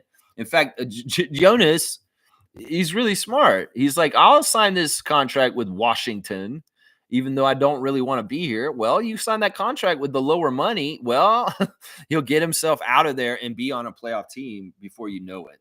So, yeah, I could see that happening very, very soon. There's a lot of chatter about him because obviously he's a useful player and he's a very good contract right now. Very, very good contract. Kareem saying the selfish G League players don't realize that scouts are not looking at the box score. when they figure this out, the G League would be a more successful place. It's just such a counterintuitive arrangement. You're trying to play a team sport with a bunch of guys who have egos and they're really trying as hard as possible to make it. And it's like, what do you do? In some ways, that's the biggest test for these guys.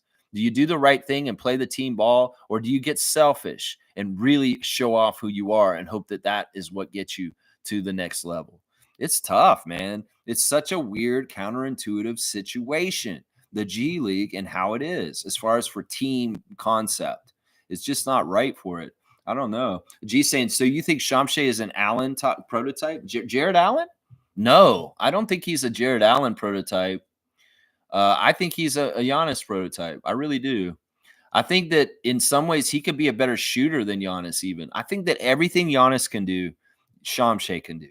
And it really is the running up and down the court with such long arms, wingspan, and the reaction time, and just like the strength. And just like he very much reminds me so much of Giannis at that age, that we have a guy that's more in the mold of Antetokounmpo, not of Allen. There's so much more potential with Ulrich, that it's like Antetokounmpo. Seriously, it's like him. And I think that he could even be a better shooter than Giannis. That's the thing. All the stuff that Giannis does in transition, running down the hill, being so imposing. If Ulrich can get good ball handling skills and get to the point where he can be okay with that, he can do it too. That's what I'm saying. That's the better comparison because they have the same body. They really do. Giannis Antetokounmpo and Ulrich Shamshay have the same body. And the great thing is he's 18 and he's already super strong, NBA strong. He's only going to get stronger. So he has a lot of potential here. And I'm not going to limit him with just Jared Allen rim running stuff. I'm going to say there is a potential for him to have a three-point shot. There is a potential for him to have an expanded offensive game at all levels. And that's why I say it's Giannis, my guy. It's Giannis prototype. Yeah. Mischief saying Fred got fined $500,000 for that his suplex he threw a table. He threw a table. he threw the refs through a bitch barrage. Yeah, you a bitch, you a bitch, you a bitch. Yeah, $500,000. Well, that's probably about right. That's probably about right. Freddie did go off. He went off. I'm so proud of you, Fred. Smooth saying that's the first day free agency signings and the prior offseason can be traded. New York and the Lakers are the strongest suitors. You're talking about with Giannis. I mean, with Jonas. I've heard the Lakers the most talking about Jonas Valanciunas. I haven't heard the Knicks at all, but I've very much heard that Jonas Valanciunas may very well be a Laker by the end of the year. There's another team that I forget that I've heard that it may be interested in Jonas Valanciunas, but the Lakers were definitely one that I heard. Definitely. I didn't hear about the Knicks. I don't think the Knicks have a whole lot available to do anything because they really kind of shot their shot with everything they've done already this year. They don't have a lot of flexibility or leeway. And also, you got to think about this. Jonas is like a starting center kind of caliber. And I don't know if New York can stash a starting center kind of guy at $10 million a year on their bench like that. With Cat around, I don't know. I don't see New York, but I see the Lakers. Very, very, very possible. Very possible. Kareem saying Gilliard played very well for 905 yesterday. He was also the only player who acknowledges Shamshay's deep post positioning. I hate when a big man gets such great positioning and they just gets ignored. It's not just the positioning, though. They have to be ready for it. And also there's confidence. You have to have confidence in him. And it could very well be that they see Shamshay in practice and they know that that is not a high percentage shot yet because he hasn't really totally got his offensive footwork down. So there's a lot of different factors in it. I know y'all really want to see him so bad. In particular, Kareem is very impatient for Shamshay. But everything in its due time. It's all going to come together over time. And in some ways, Gilliard has more behind the scenes knowledge of what is going to work for Shamshay in this placement on the floor. It may look like it while we're watching it. Oh, yeah, Shamshay, they're ignoring him. But it could very well be that he's not actually part of that play set. And that also, in some ways, even though it looks like Shamshay's open down low and he can post somebody, he may not have the right exact positioning. And it could be a turnover and they see it. They see it, but you don't. I'm just saying because like I'm not gonna get mad if Shamshay looks like this and he's got his hand up and they're not throwing it to him because in some ways he doesn't have the experience to know whether it's a good time for them to throw it to him. In some ways, I would say some of those point guards don't either. We'll have to see though. Over time, that stuff will come. But once again, Shamshay doesn't need to be having any plays run for him. He needs to just get the basics orientations of being in basketball games in North America. And in some ways, adding anything to him right now is not smart.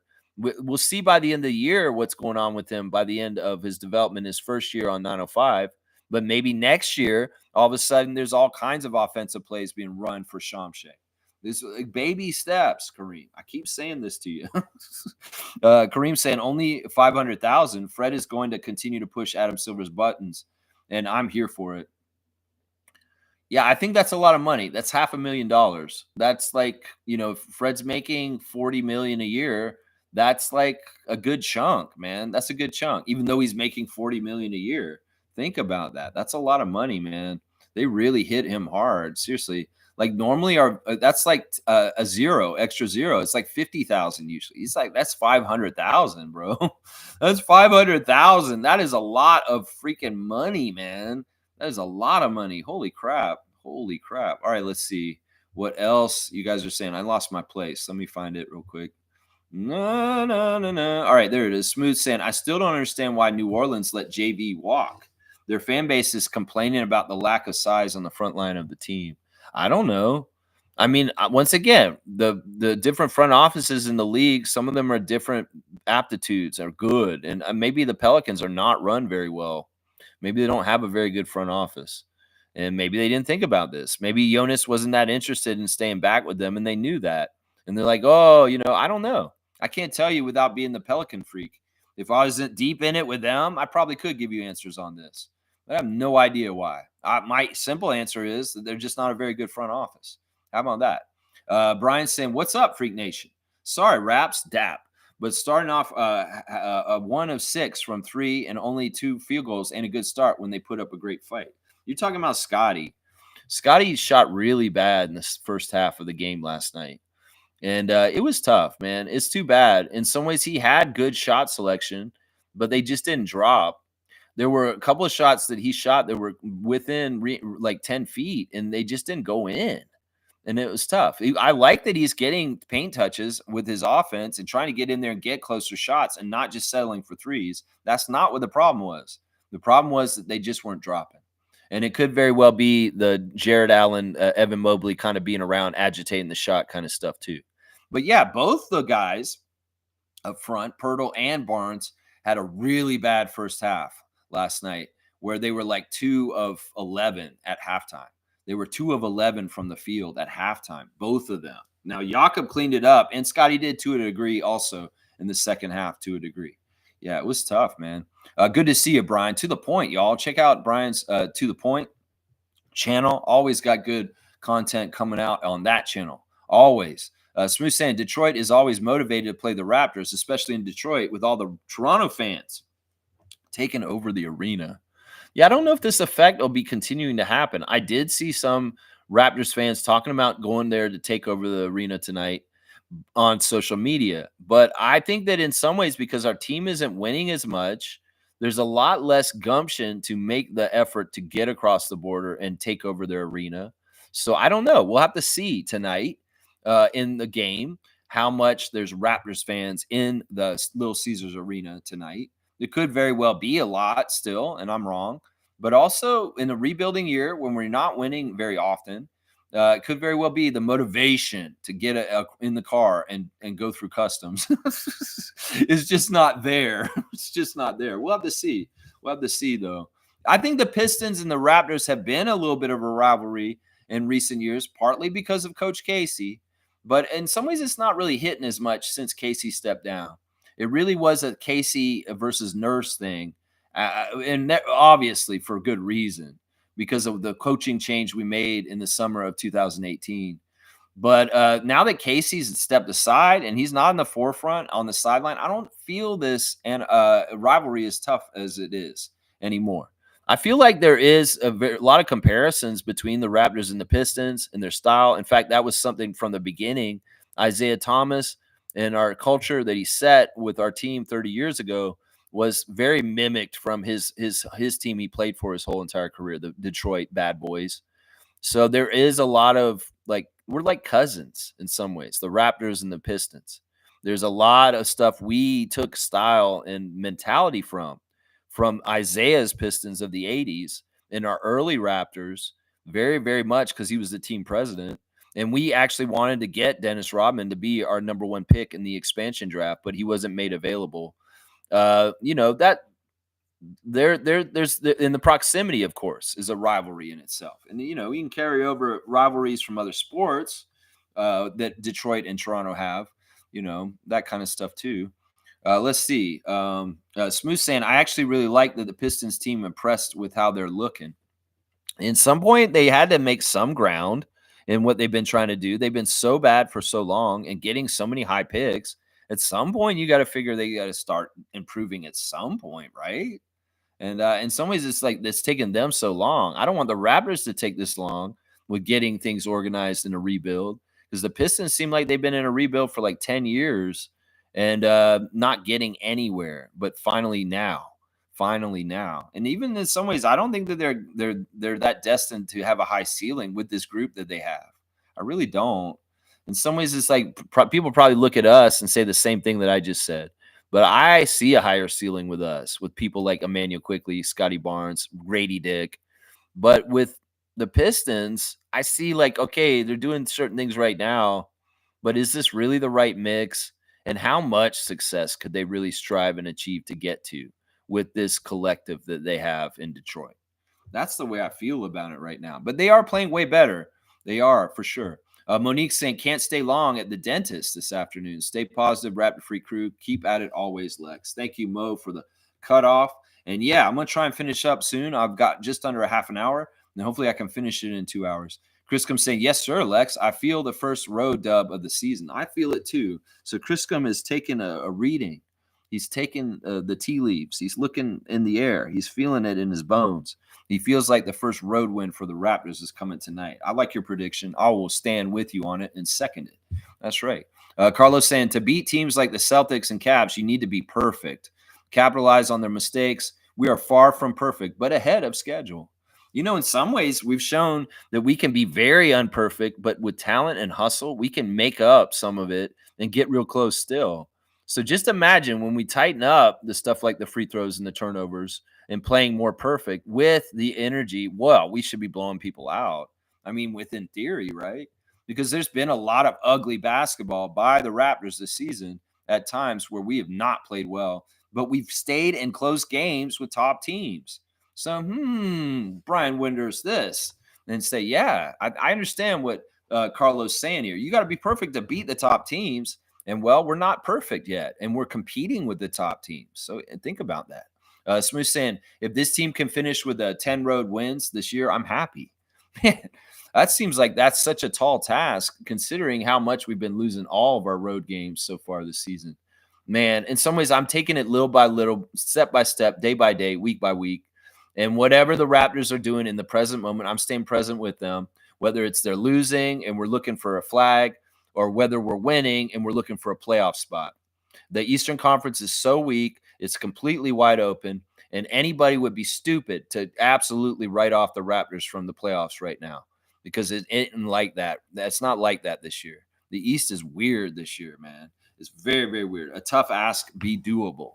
I want to see them get 10 wins on the road. Also, yeah, I'd love that. I want them to get 26 wins this year, at least 26 wins. And we are not on track for that right now. We are not. We need to win a lot more at some point during the season. Blackhawks saying in-season cup is nothing more than the Saudis expanding into basketball like they did in tennis and golf and wrestling. These oil barons have more money than Canada and the U.S. put together. Well, I hope they're paying for all the courts and stuff like that. These teams have to pay for their own courts. I don't know. Yeah, I mean, I know it's the Emiratis Cup. At least it's not so overtly like Saudi stuff, but I'm not disagreeing with you that they're not involved. And it's not like the Live stuff, which is their own league. And then the stuff with the WWE and the Saudis is really weird and interesting too. I mean, it is what it is. Money's going to be money. And at least the NBA doesn't put this in the forefront and really put this on blast in some ways. They're not really showing that connection too strong, but it is there. Neil is exactly right. Stargate saying, "Good morning, Rapid Freak family. I agree with Blackhawk. Call up Walter. You know I'm a big Darko fan, but I really don't like how he uses Scotty in the offense." Okay, okay. Scotty in some ways is only 2 games back, and he's still feeling his way back into the current situation with the Raptors. It's kind of like we were rolling a certain way with RJ and Grady getting the center of attention. Scotty's back in the mix. In some ways, he's got to get his offense back on, right, rhythm wise. And he's not detracting from the team. In some ways, he's just kind of picking his spots on how to win, help with winning plays here and there in different places. There was a part in the game where him and Mobo were energized and really getting after it. And when we see Jonathan and Scott out there together on the same time, really going after it in all kinds of different ways, defensively and offensively, that is awesome. Yeah, I don't know. I'm not going to criticize Darko on how he's using Scotty, because in some ways you can't go wrong with how you use Scott, because Scotty can do whatever. And it maybe one night that he wants Scotty to be keying on threes and making a lot of threes and scoring a lot. Maybe some nights he's more worried about him getting a lot of rebounds and playing a certain type of defense on a certain player on the other side. So I can't criticize Darko for this, because Scotty's going to be a different tune almost every night in what he's doing. I just want him to find more consistency in his shots and making them and getting them to drop. And in some ways, I can't blame the coach for that. That Scotty just needs to make his shots, is what I'm saying right now. That's what I'm saying there. Yeah. All right, where am I in the trap? All right, didn't. Wayne saying, "Happy Monday, Raptor Freaks. Turnovers are Achilles' heel. High level point guard play is where Darko has to have improvement. Overall, the cohesion between RJ, Jakob, and Scotty is not there yet." I think it is there in glimpses. I think it is there, actually. I don't know if you're exactly right. I think that the way RJ and Jakob have played off each other in the last month shows it, that there's a cohesion there. I think that in some ways, Scotty and RJ are learning more and more about what it means to play with each other. I think that we saw some real camaraderie and connection between the two of them early in the game. There was some stuff with RJ and Scotty together on the court at the same time. I think that RJ's doing a really good job deferring to Scott in a lot of cases on the court and letting Scotty kind of use his talents. And then RJ's there to reap the benefits. So I'm going to disagree with this. I'm going to say that the cohesion is not bad. In some ways, the stuff with RJ and Scotty is just they need more reps and time together, because they've really missed playing with each other the bulk of the time they've been on the Raptors together. Whether it was last year, it was Scotty being out, or this year, Scotty being out. And RJ just hasn't played a whole lot of games with Scott in some ways. Like, how many games have they actually played together? It may be like 12 or 15 out of so many games since RJ came to our team in January. So, I mean, give that time. Their hearts are in the right place, and they both really enjoy playing with each other. And they honestly do fit really well. I think the cohesion's there. It's just it hasn't been totally realized because the reps aren't there yet. And I think that's part of it. Yeah, I would say Jakob and RJ are good. Jakob and Scotty, they have their ups and downs, but Scotty really loves playing with Yak also. And part of the problem with Jakob and Scotty is Scotty will give passes to Yak where he's not ready. It's like Scotty sees something really good, and Jakob is a little bit slower to anticipate the pass when Scott sees it right away, and he may fumble it a little bit. And that may show a little bit of like cohesion that's not exactly right. Matt saying, "What I like about our team is even against the big teams, we aren't out of the game. We show fight. I think we can beat any team in the league on our day." Over time, this will get better and better. This is what we're practicing. And in some ways, we're way better off than a rebuilding team like a team in Portland or Charlotte, because these teams have a lot of losing, and then some grounds not promising. In some ways, they just get their butt kicked. We're showing that we can compete, like you're saying, Matt, and we're going to get a lot of these wins down the road. It's just we're getting more losses right now, but down the road, the close games, we controlled it better. We get fully healthy with barbecue. Yeah, we're going to be fighting the best teams in the league and winning against the best team in the league. That's right. Mo's saying stars of the game for her, J-Mo, Shed, Oshai, Key, Chandler, and Jacoby. You're like mixing it all up. You're like putting the two games together in there. Okay, that's confusing to me. Stargate saying use Scotty more in the post with RJ more on the ball guy. But I digress. Also, lack of pregame scouting on players like Jerome was evident. It's like they didn't know him. All right, I'm gonna break this down a little bit here because I'll agree maybe a little bit. All right, I like the idea of RJ trying to find Scott posting. I like the idea of anybody trying to find Scotty posting. Davion, Jakob, Grady, RJ. It doesn't matter. I like the idea of Scotty posting. That's just basically it. So yeah, if Scotty can go down with his back to the basket in the post, that'd be fantastic. It may very well be that right now in Darko's play system right now, he's not calling those plays as often, but we have seen him get a little bit of this going. So I think over time we'll see this more and more. It's just once again, Scotty's getting his legs under him, his rhythm under him. He's only had 2 games back. So we'll see. Maybe we see this tonight. But I love anything with Scott's back to the basket in the post. Yeah, it's gonna be good. The results will be very good. That situation is happening. It doesn't have to be RJ though. It doesn't have to be RJ. And in some ways, I like RJ being on the ball too. He's shown really good passing chops this year too. But he's also very good and fantastic finisher, obviously. Now, Ty Jerome, I think that they knew who Ty Jerome is. I think that wasn't the issue. It's just that Ty Jerome's like that right now.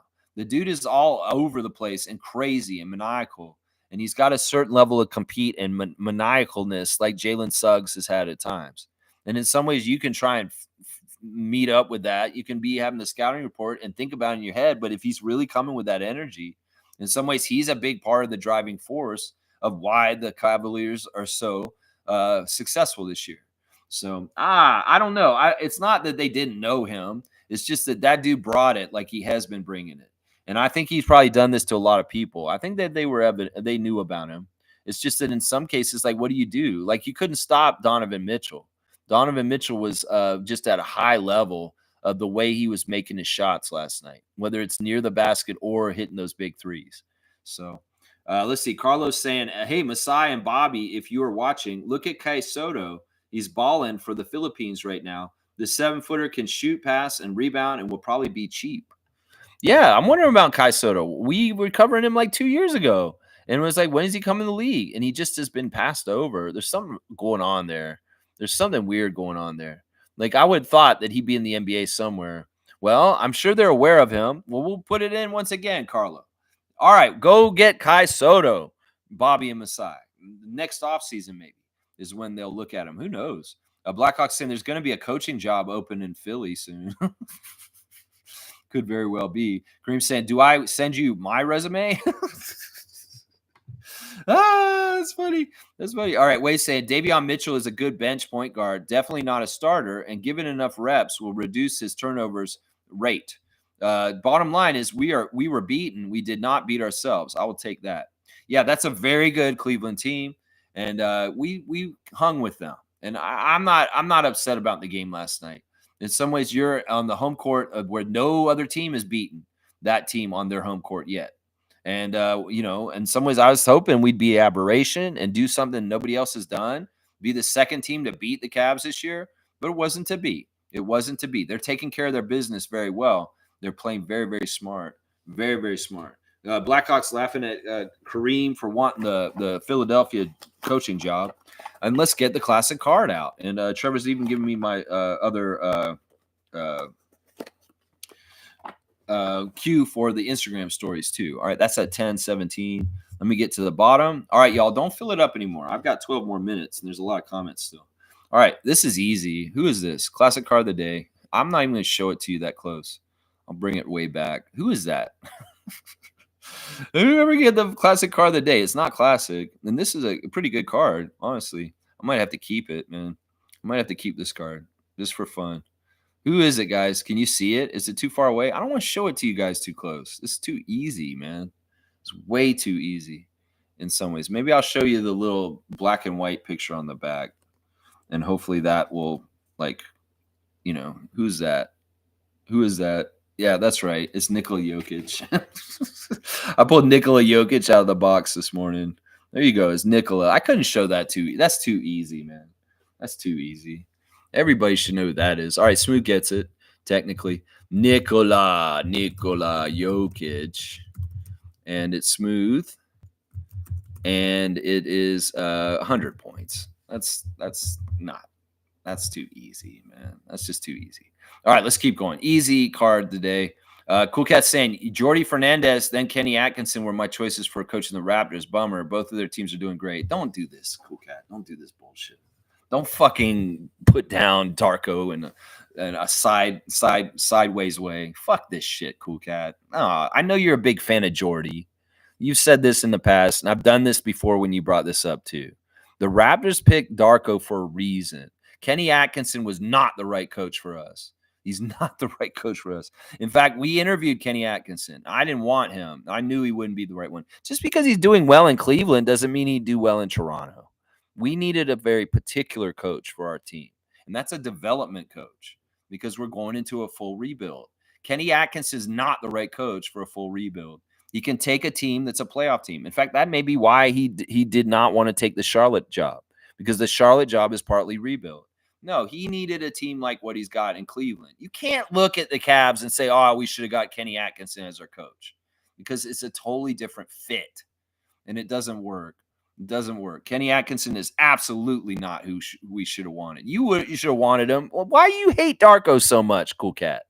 What the fuck is wrong with Darko, Cool Cat? Seriously. What is wrong with him? And once again, I'm very happy Jordy is our Team Canada coach. I never, ever want to have our Raptors and our Team Canada coach be the same person ever again after Nick Nurse. So we got two very good coaches for two teams that we care about. Jordy coaches Canada. Darko coaches Raptors. And stop doing this. In some ways, this is just as insidious as the people who hate Darko and put him down all the time.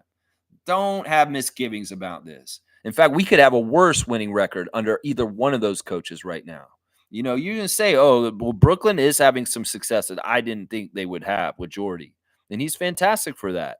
But in some ways, I'm not second guessing Masai and Bobby on the decision they made to go with Rajakovic. I hate this comment when you make this comment. I really, really do. I wanted you to stand with our coach Darko and stop throwing him under the bus. How about that? All right, Trevor J saying Sixers lose yesterday. What's new? What's new in the world? The Sixers lose again. Wayne saying, I'm not expecting a productive offensive player to be a top-notch defensive player as well.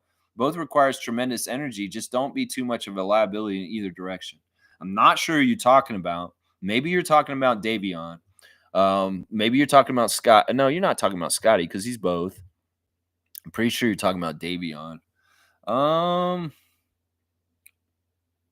Listen, you can be both. I mean, look at Oshai. Oshai's starting to become more of a top-notch offensive player while he's still continuing to grow his defensive prowess. So, I mean, I don't know. Every player is different. There's going to be filling up water on both sides of the ball in different ways for different people. Like RJ's really trying to get his defense better on his side. Yeah, I wish you'd put the proper name of who you were alluding to in this comment, Wayne, just so I know specifically who you're talking about when you say this. Let's see. Blackhawks saying Davion can make some adjustments when dribbling, so he's not picked off by the length of his opponents. Yeah, I just think that he's not the best passer in some ways. I think that once again, like I said earlier, if he's at top speed, he's really good at passing. But when things slow down, he can be lackadaisical and get picked off. I don't know. It's tough. In some ways, Mitchell's learning, just like everybody else. And he's going to have bad games sometimes. And in some ways, he had a bad game yesterday. He did. Kareem saying, who is Mobo's comparison? He's such a tweener and can literally do everything on the court. Aaron Gordon, Draymond Green, Bam Adebayo, a shooting version of Ben Simmons? No, none of those. He's a Scotty Barnes. You can't tell that he's Scotty Barnes out there. He's his friend. He's Scotty Barnes light. In some ways, I said this about Ron Harper Jr. when he was on our team. He's Scotty Barnes light, but he's a level above Ron Harper Jr. Scotty Barnes light. Jonathan Mobo can do it all and is going to do it all. In some ways, he's not going to do it all on offense. It's the rest of the stuff that he can do it all, like Scotty. Block shots, steals, rebounds, assists, take a couple threes here and there. So, yeah, I say his player comparison is Scotty, but on a much smaller scale with a very lower ceiling. And that's what I would say right there. The best comparison is Scotty, not Draymond Green. What the fuck? Why are you insulting Jonathan Mobo?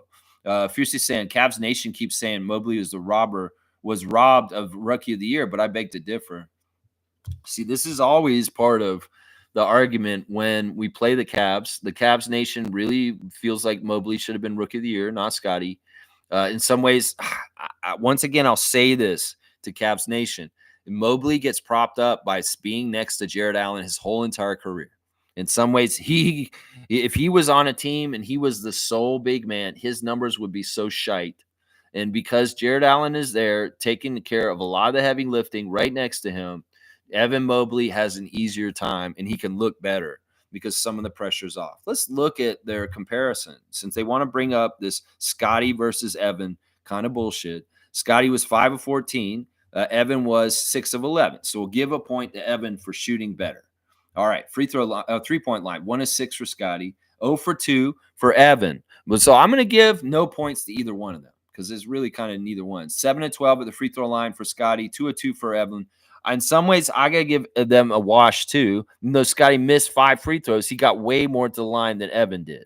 So 1 point for Mobley still. The rebounds, Scotty had 7. Evan had 11. So another point for Mobley. But 7 assists for Scott, that's a point for Scott because he only got 4 assists. And Scotty got 3 steals, and he only got 1 steal. So there's another point. They're tied 2-2. 1 block for Scotty, 1 block for Evan. It's the same. 2 turnovers for Evan, 1 turnover for Scott. I'll give another point to Scott. So he's up 3-2 now. 18 points to 14 points. Scott wins 4-2. Scott wins 4-2. If we do the head-to-head matchup, other stat lines last night, Scott wins 4-2. And that's the way I look at it. I mean, they're going to do this forever. In some ways, Evan Mobley's weird, man. He's like always kind of seems like he's upset. In some ways, he doesn't seem like he totally fits with this team in Cleveland in a weird way. I don't know. In some ways, I feel like Cleveland's holding him back in some weird ways, partly because of him playing next to Jared Allen. Does that make any sense? Randolph saying, game day blessings, beloved Raptor Freaks, most informative gang. Do not allow others to determine your happiness. Be consistent at whatsoever state you are and enjoy your life. I like that. Trust your path is what I'd say to this. You know, everybody's got a path in life, and we can all have regrets and say, oh, I should have done this, I should have done that. Well, no, the decisions we make and what we do is our path. And one of the things that's really healthy to do is to just understand wherever I am on my present path right now is exactly where I'm intended and supposed to be. A lot of second guessing and a lot of heartache comes from regret and feeling like, oh, I should have done this, I shouldn't have done. No, it is exactly how it is, and accept your present moment for what it is and where you're at, and trust that this outcome in this place in your life is exactly where you're meant to be. And that'll make you feel happier in your life easily because you don't second guess what it could have, should have, and thinking about what should have been in your mind. Leo's saying this, making mistakes is better than faking perfections. There you go. I like that. Coffee is perfection is what he's saying. Have an amazing week. There you go, Leo Routens. Dap to Leo and his life tips. And thank you, Randolph, for yours also. Blessings to all the Raptor Freak families, especially the Phillips family. And thank you, Trevor J, also. All right, let's see. Smooth saying, Evan Mobley robbed of Rookie of the Year. Nah, man. Revisionist history by fair weather Cav fans and commentators. You know, it was very close. The voting between Scotty and Evan was very, very close, but Scotty just barely beat him, and I'm so happy he did. It's a better thing. In some ways, Evan Mobley doesn't have the star appeal that Scotty does. Scotty has star appeal. In some ways, Scotty wasn't in Toronto. He'd be put on blast down in the States already and being made like a face of the league, and they would be going off on him as a golden boy. But because he's here, in some ways, he has a special situation where he gets his own country. And in some ways, he gets disregarded down there in the way that is not fair to him in some ways. But I think he's so good, he's going to overcome this. Evan Mobley just doesn't have star appeal. He doesn't. He's boring. He's boring. I don't even know if he has a personality that's that interesting if you talk to him. Scotty has so much more star appeal than him. So it made so much more sense that he would be Rookie of the Year. In some ways, that matters in the Rookie of the Year voting. It really does. In some ways, that does matter. Let's see. Smooth saying Scotty Barnes is way more advanced than Evan Mobley. They play different positions and not as much as expected of Mobley. No, he has a big, huge, giant safety net called Jared Allen. And Scotty, in some ways, is doing everything in all aspects for the Raptors in all kinds of departments. I mean, the man did lead our team in all major stat categories last season. And Evan Mobley didn't do that shit. Did he lead his team in points, rebounds, assists, steals, and blocks? No, he didn't. And our guy did. So that's the difference right there. Carlos saying Cavs fans should move on. That rookie of the year race was 3 years ago. They should just enjoy how good the Cavs are this year. Yeah. Yeah. Get over your butt hurt about that. Raptors, Scotty Barnes is the rookie of the year for that year. Evan Mobley is not a rookie of the year. I thought they might give him co-rookies of the year, honestly. They did that shit a long time ago to Jason Kidd and Ray Allen. I really thought they were going to think about doing that. Seriously, that they were going to make them co-rookies of the year. But they didn't. They gave it straight up to Scott, and I was very happy about that. But I thought that there was a possibility at that time. I really, really did. Smooth saying he's a shot blocker and rebounder, a very good one at that. But Scotty is different, way different. Scotty is like a Magic Johnson, and that's just different. It's like you're comparing Magic Johnson to Buck Williams. Come on, man. That's what this is. It's like you're comparing Magic Johnson to Buck Williams of the Portland Trailblazers. Buck Williams is a very solid rebounding double-double guy. But we're talking about Magic Johnson versus Buck Williams. That's the comparison I'll take from the old heads right there. Yeah. Let's see. Smooth saying, I'll never forget those Cavs commentators making fun of Chris Boucher, man. Classless. Yeah, I don't remember that exactly. In some ways, I don't want to be reminded because I'll probably just get mad at them. Wayne saying, freaks, let's not force a rush rookie development. Us losing by 3 or 8 points is not sufficient to bring up rookies ahead of schedule. Yeah, I agree with this also. Jacoby is much better off playing the 905 this week and not being with the Raptors. In some ways, we need him to work towards that carrot and go get to it. That's right. Kareem saying, I'm 40 years old and 20 years married on November 27th. Congratulations. I also have 2 Irish twins, not real twins, but born 9.5 months apart. I have no clue what to plan for my anniversary. Running out of time. Oh, man. I don't know. Denny's? Is that in the cards? Is that in the cards, Kareem? I know that has been a spot in the past that you might be taking her to Denny's. I don't know, man. You need to get a getaway vacation or something. Do like get a little hotel or something somewhere in a little town in Ontario and just get out of the city for a sec and away from the kids. Go babysit them and take her somewhere special like that. That's the best thing you probably do, Kareem. You really want my advice on this. But congratulations, man. That's a huge accomplishment. 20 years of marriage, man. I will never, ever get that. I got 2 years of marriage, and that was enough. So, yeah, I mean, that is really hard to do. And I appreciate you, holding in there and doing what you do with your marriage, man. I know it can be tough. Guys like us that have gotten out the bottle. You know what I'm saying? Carlos saying, I don't like how Donovan Mitchell gets away with his push-offs on offense, looking like Jason Tatum there. Yeah, he was pushing off a lot in different places. Some ways that was frustrating Grady. Grady was looking at the refs like, what the fuck are y'all doing at different times? Like, he was really getting annoyed with the calls, and he really felt like the unfairness of the game last night. Grady Dick in particular. Yeah, you could see it on his face. Carlos saying, congratulations, Kareem. I am sure you will figure that out. Ha, ha, ha, ha, ha. If anything, Denny's is what I'll say. Trevor saying, I have to go and do some grocery shopping. I have about 20 people in my house for Thanksgiving. You go then, Trevor. And you will be going to that Miami Heat game on Friday night, in-season tournament game. So Trevor will be standing for us there. That'll be awesome, Trevor. You go and get us the win in Miami on Friday night. I'm all about that. Kareem saying, Draymond Green's career fines, $900,000. Fred VanVleet, $550,000. This shows the NBA won't allow you to critique the refs, but allow you to kick them in the nut, people in the nuts, body slams and chokeholds against other players. Yeah, I mean, I don't know. I'm surprised that Draymond's number is so low. I thought that he would have higher fines than just 900,000. I thought he'd have like a couple million, honestly, because he's been in and out for a lot. Yeah. Cool Cat saying, I have to backtrack. This weekend, Twitter messed up my For You timeline with garbage that I have no interest. Luckily, I have lists I created pinned to my main page. I use Spoutable and Blue Sky too. Yeah, I'm about to make that change and jump from Twitter. I got a Blue Sky recently. I'm just waiting for the Raptors information people to catch up and jump over there. like people like Josh Lewenberg and Michael Grange. Blake Murphy's already over there. But I need more of the Raptors main people to just go over there so I can just deactivate my X. Seriously, my fucking dumbass Twitter. The Blue Skies looks very promising. I'm on there already. And I just need more of the Raptors information givers to get over there so I can just absolutely leave fucking Elon's cesspool of bullshit. Yeah, I'm not surprised by this, Cool Cat. There's a lot of like manipulation of algorithms and what we're seeing in our feeds on Twitter and Facebook and Instagram and a lot of different places right now. There's stuff I do not want to see, Mark Zuckerberg, that you're sending me right now. And I'm pissed off about it. That's right. That's right. That is right. All right, let's see what else we're saying here. Wayne saying lexicon, lack of cohesion between RJ, Jakob, and Scotty does not mean it's unworkable. As you opined, players haven't had the playing time together. They will figure it out over time. Yeah, I maybe a little awkward at times. You know, they're not going to be perfect and connecting all the time. And Scotty is just such a special player with the way he views the court. He's ahead of everybody. And sometimes people are not at the same speed as him and what they're seeing.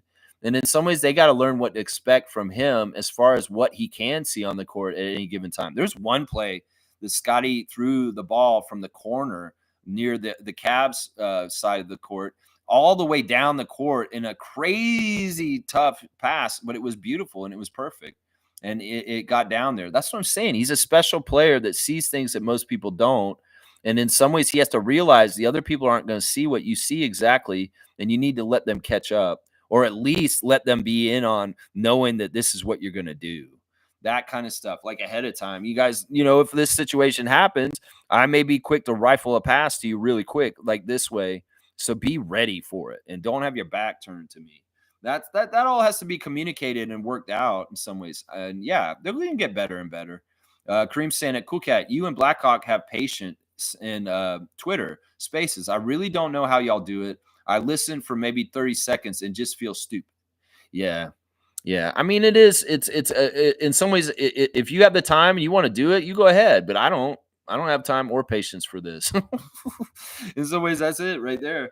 Cool Cat saying at Kareem, I was chuckling last night from Spaces last night. It was an overdrive off the hook. You're one of Rebuild, surely emotional. They need to come and listen to Lex daily. That'll help their angst. Yeah, I wish they would in some ways. Maybe I'm not appealing to some of the people in the Zazu Spaces, partly because I'm older and not as hip. But in some ways, I could really give them some wisdom on how to go through the season in a better way than falling off a cliff every night, especially when you're playing a team that's only lost once and has not lost at home yet. And y'all are overreacting last night on Twitter. What is wrong with y'all? Y'all just want to be over dramatic. In some ways, y'all just want to be like this. In some ways, y'all are just like immature, is what I'll say. Is a lot of it right there. Yeah. Trevor saying a player like Scotty comes once in a lifetime, but a player like Mobley, you can find them everywhere. Scotty is special. I'm not going to disagree with this. In fact, I'm going to give Trevor a dunk for this because in some ways this has been said before, but it needs to be reminded that Scotty is extremely special as a player in this league. And that's why he should be a top player in this league going forward, because he's like that. 238 is where Trevor is. That's a 10-pointer right there. That's the best comment of the day right there. I think that's right. Let's see. Smooth saying, same for me. I'm going to Blue Sky. Yeah, I joined it last week. And Kurthika's there already. Eric Smith is there. I'm just waiting for more of the Raptors people to come there, and I will transfer everything I do from Twitter. Leo's got to come over there too, because I got to get his life tip from Blue Skies. So Leo Routens, make the jump, and let's get off of Elon's little bullshit that he killed the bird. He stomped on the little blue bird, and it sucks now, and we need to just go and make it over there. Yeah, Blackhawks saying I have Blue Sky, but it doesn't have spaces like features. Yeah, I want to see them expand it and, you know, basically rip off everything that Twitter was doing and do it better. And in some ways, it's young and it's learning. And in some ways, they haven't curated the feed or the algorithm exactly right yet. But I'm sure they'll do it in a much more ethical way. And I'm looking forward to that. So it's still in development. I want to see it get there. Cool Cat saying some Raptors fans are on Blue Sky and some Raptors professional broadcasts are on Blue Sky as well. Yeah, I got to find more of them and follow them. I've just started on there. It's very, very early. Carlos saying, yeah, just register on Blue Sky as well. Yeah, and we'll make sure to deactivate our X accounts also afterwards. Smith saying X has turned into such an embarrassment, man. So much filth on that space now. I just want sports and kindness. That's all. That was very on purpose. A lot of people were getting mad or saying that Elon's such a horrible businessman. He made it lose so much money. No, he ran it into the ground on purpose. In some ways, there's an unspoken war on freedom of information and truthful information. That people have been buying things like Vice News got bought, and it's being used as a right wing Trojan horse at this point. They got some weird guy named Shane Smith doing these tell all shows, and they're really like not exactly what you think they are. There's a lot of like equaling the left and the right, and they want to normalize that thought like they did so successfully with this election. They really duped Americans into thinking that the Democrats and the Republicans were the same, and that the Democrats were actually the elitists and the business people, which is absolutely not true. It's crazy. Trump is for the billionaires, and he's going to run a billionaire government for the billionaires now. And Kamala and Joe were actually with the unions, and they were showing up the unions and doing all this stuff, and they were actually going to do stuff for the working class, like lower grocery bills. But they fooled everybody into thinking that Trump would. But no, Trump is not going to do that. He's going to do the opposite. So I don't understand how so many Americans were fooled by thinking that Trump is the man for the people and that the other side was not for the people. That was not true at all. And that's the crazy thing. They're going to get punished and get all the horrible things happen to them because they made such a horrible decision. And it's sad. It's sad in some ways because now you got the foxes in the hen house, and the tax cuts for the rich are going to come, and the taxes are going to increase for the poor people that thought Trump was going to have their back. It's so sad. And what Elon did by buying Twitter a couple of years ago was very much probably just for this election. He wanted to cultivate an environment to shape things for this election. And this is why Trump has said he's this very special genius man that he needs to take care of, because Elon in some ways was smart in buying Twitter and degrading information through that platform and shaping minds, very, very mushy, easily manipulated minds like Cowboy, to thinking that Trump was the party for the people that was going to lower costs on everybody. No, he's going to raise costs, and everybody's going to find out, and it's way too late. And it's messed up, man. It's messed up. It's so crazy. Yeah, leave Elon's platform for sure. I'm just sad because I'm losing really good outlets for news. Like Bo of the Fifth Column got compromised this year also. Somehow, some way he left. I don't think that he left on his own doing. I think that something really fucked up happened, and we just don't know the details of it. In some ways, I was watching Bo the Fifth Column this week, and they're asking Bell, why are you not talking about how possibly Elon and Trump stole this election? And she's basically very much saying there's no evidence that they did do that, and that's why we're not covering this. And I'm like, wait a second. I don't trust you all of a sudden that you're an authentic voice that's telling the truth to everybody, because in some ways you're not covering things like Bo used to. And in some ways you're kind of playing both sides, kind of like what they did with the Vice News takeover. That they took over Vice News. Vice News used to be very, very good outlet for news, and they'd cover some of the craziest ass stories going on around the world. Well, it's been sold and bought by somebody else, and they're trying to run it still under the name, but it is not the same intentions and the same kind of messages. And that's sad to me. So we're running out of very reliable, honest, authentic voices on politics because of shit like this. And it's scary, man. I don't like that, man. I don't like that at all. Blackhawk saying, I need to make a Twitter alternative and call it Black Cloud. Well, Blue Skies is the Twitter alternative that a lot of people are going to right now, and it may have the legs to run. But who knows? Maybe you can catch up, Blackhawk, with Black Cloud. Smith saying, I love baseball news, and that's why part of the reason why I'm still on X, but soon I'm out. Well, hopefully Blue Skies will get sufficient enough to give you what you were getting from Twitter without the fucking Elon Musk manipulation.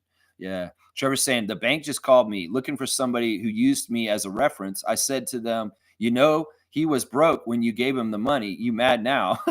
What? I don't totally understand this. This is crazy. It's so crazy, man. Yeah. Cool Cat's saying, yeah, Lex, I keep checking to see where Bo is. I hope he's okay. See, I'm at the point where I don't even trust that that's actually his wife. Like, that's how crazy this is. Like he just stepped down like all of a sudden. And I can understand burnout, and he did say something about it. And I want to believe that that's actually his wife. But what if there was some sort of weird right wing conspiracy or something to come in and mess him up? Because he's one of the very good voices of honesty and educating the public on the truth about what's going on. That they compromised him and they got him knocked out of his channel 5 months before the election happened. And it's the stretch run because he could have been covering a lot of stuff on his channel the way he does it, and it could have had a real effect on certain things. And she just doesn't have the same effect. She doesn't come across authentic. She doesn't come across authentic.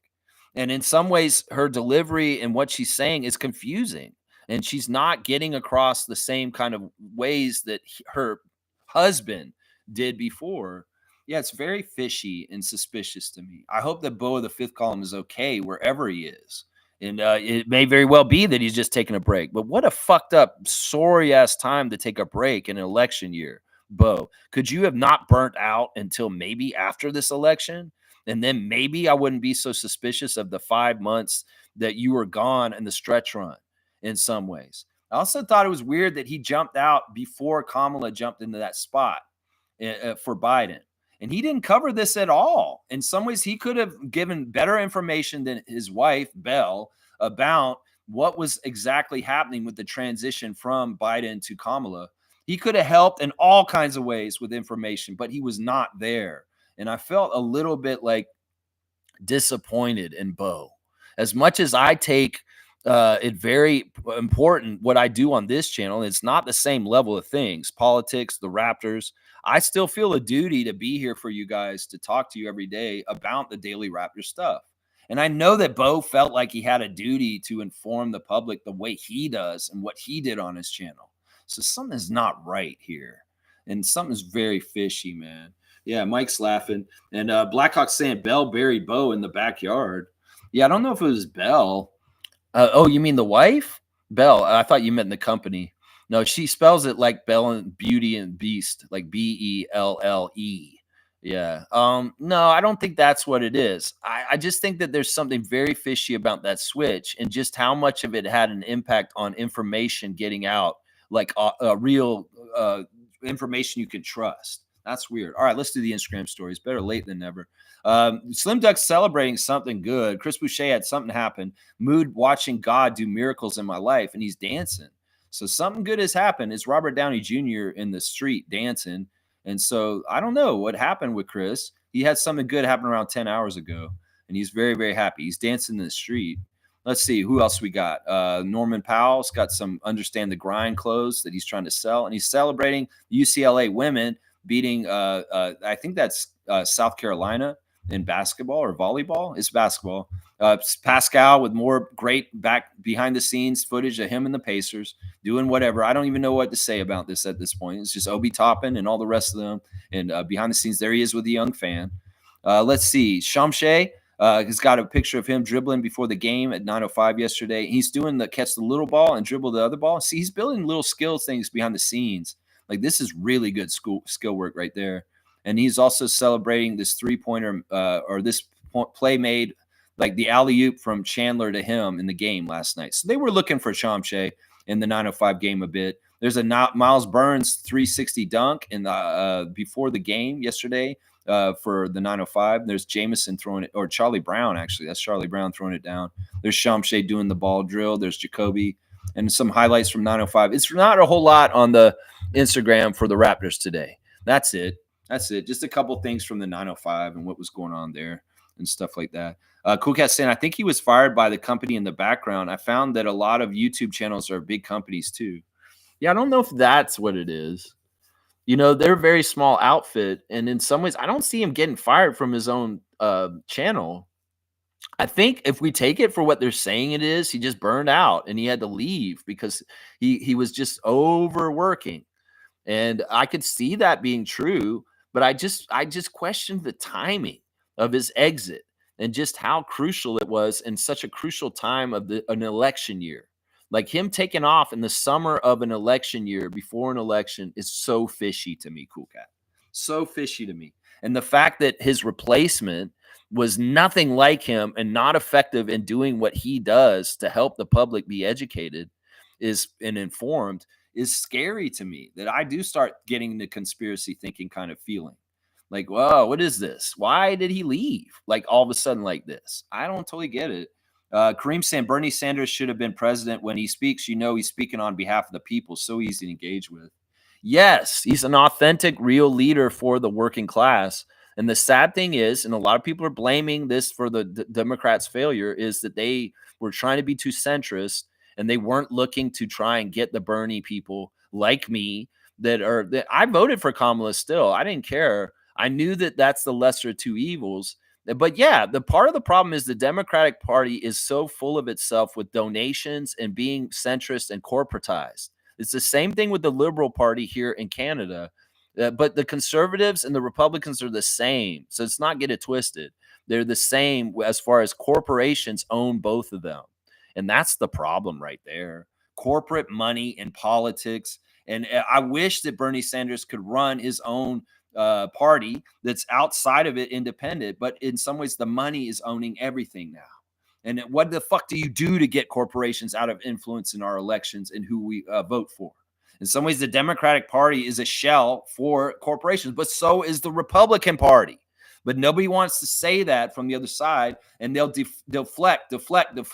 Half the shit that the right wings did in the election this year was deflect everything they were doing onto the Democrats, and the dummies that follow MAGA believed it, that everything they were blaming. Like, this is why the thing that was so infuriating about what Cowboy was doing that got him banned is that he thinks that the Democrats are diddling little kids.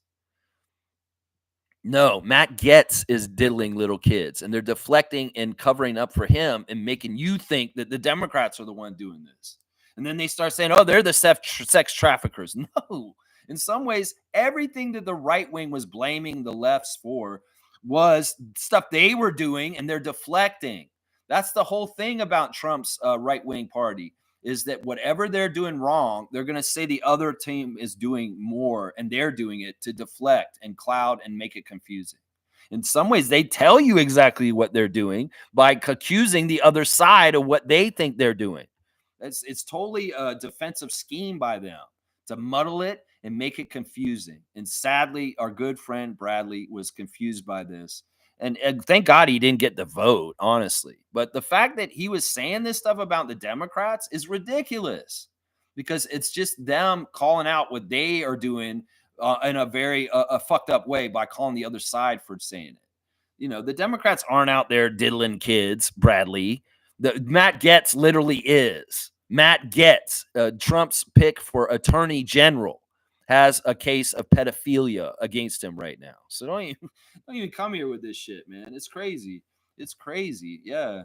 Let's see. Blackhawk saying all she had to do is spike the lemonade. Squeeze your own lemons, people. Nah, listen, if that's really his wife, she really cares about him.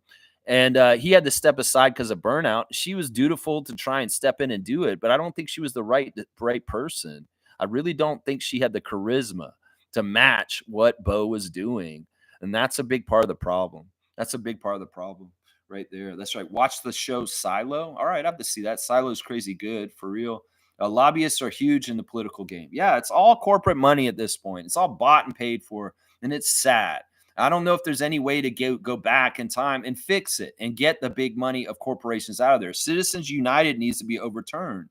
We shouldn't be looking at corporations as people, and that they should be allowed to make political donations on huge scales without any kind of transparency. And that's a huge, huge problem in elections here in Canada, too. In some ways, there's a lot of fucked up things about politics. I don't want to get too much into this. We're already over time, and I want to get out of here. But yeah, there's a lot of problems here. Kareem saying, did I do the classic card? I did. It was very easy. It was Nikola Jokic. Very, very easy. Very, very easy card. Cool Cat saying, Lex, the U.S. Supreme Court said corporations are deemed citizens, so money can't be removed now. I know. That's all part of the game. There's been some very poor decisions since the 70s by the U.S. government that has got us to this point. And it's just too bad. In some ways, I see it at this point, now that things have gone this way, and it seems like the fascist right wings are taking more control around the world, that the working class and the people that really are the abundant of the most people, we're gonna have to rise up. And in some ways, I wish we could have done it through the system, but the system is broken. The system is absolutely compromised by corporate money. And the only way we're going to change life is through revolution.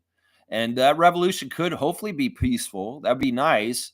But in some ways, it's not going to happen unless everybody gets on the same page and wants it as much as everybody wants it. The French Revolution, let them eat cake. Well, people got off their ass and really wanted it.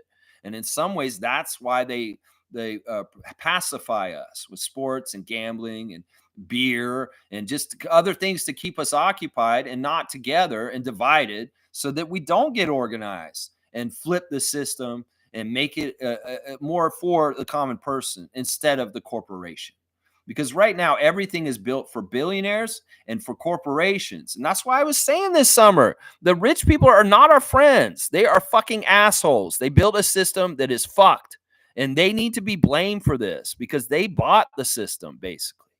And that's the whole problem right here. There's no reason why single mothers and people should be looking for houses or having trouble feeding their kids. There's abundance and wealth in this world. If it was more equally distributed and not so fucking greedy at the top, there would be a lot better quality of life for everybody overall. But because we've allowed this system and all the siphoning and funneling of all the money that should be profits to the worker is going to the corporate class, to the owners, it's fucked. It's absolutely fucked. So what do? There's a very small percentage of them, and there's a huge percentage of us. You do the math. You figure it out. Our votes don't matter because of gerrymandering and compromising the system with corporate money in everything. Our media is not good anymore because they've bought it and paid for it, and they've made it confusing and make the messages and the algorithms that they want. Elon and Jeff Bezos and Mark Zuckerberg. That's what I'm saying. At a certain point, if we don't wake up, well, it just gets worse and worse. A dystopian. And people become middle class to lower class and more mobility down for people. You see more people living in tents and parks and shit like that. More people not having jobs because AI is replacing their jobs more and more every single day. So yeah, even Joe Rogan's saying that we need UBI at this point, that he believes in universal basic income, because in some ways, where the fucking jobs going to be down the road? They're getting all the customer service jobs are replaced by AI on the phone now. You call somewhere for customer service, you're more likely to get AI at this point. And how many people get employed in customer service jobs around the world? Millions. So they're going to lay off a whole bunch more people. It's only going to get worse, y'all. Seriously, unless people get organized and they get together and stop getting divided by stupid shit like trans and dumb shit like that. Stop falling for the bullshit that divides us and get together, working class, whether you're right wing or left wing, and understand your enemy is the 1% in the corporations. It's exactly what it is right there. That's it right there. Who got the card? Smooth got it. Smooth got it, Kareem. So you got to be on top of things, man. That's what I'm saying right there. All right, let's see. Smooth saying some people in the U.S. didn't the Affordable Health Care Act and Obamacare are the same thing. Didn't know that they're the same thing. Yeah, this is just different labels for them. In some ways, they've tried to repeal it, but it's been so successful and good, and it's unpopular to take it away, that they have not been successful in doing this. Trump tried to do it the whole entire time he was president before. He's going to try and do it again now. They want to privatize as much as possible. They want to use us as a host body, and they're parasites, and they just want to leech off of us as much as possible in every aspect of our life.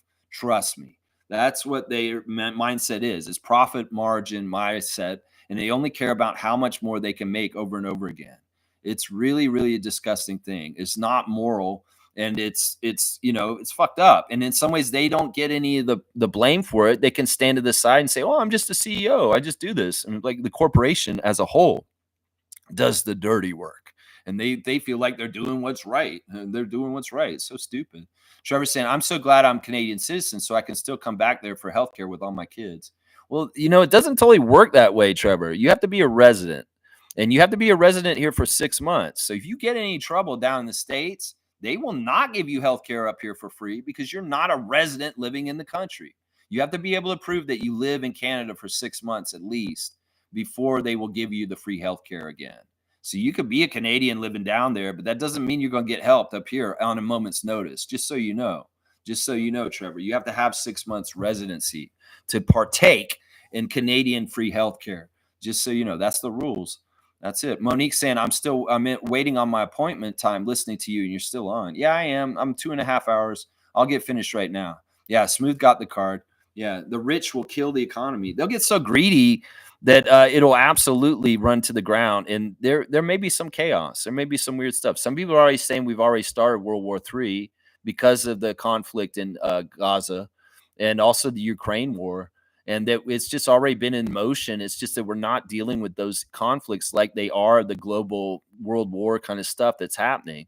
The real telling thing will be is if Trump will sell out Ukraine and absolutely hand that country to uh, Putin, and which is likely, honestly, because he doesn't seem like he wants to help Ukraine, and this could be a real huge factor in the next 4 years. That's another thing that people didn't realize, and maybe they didn't give a shit about.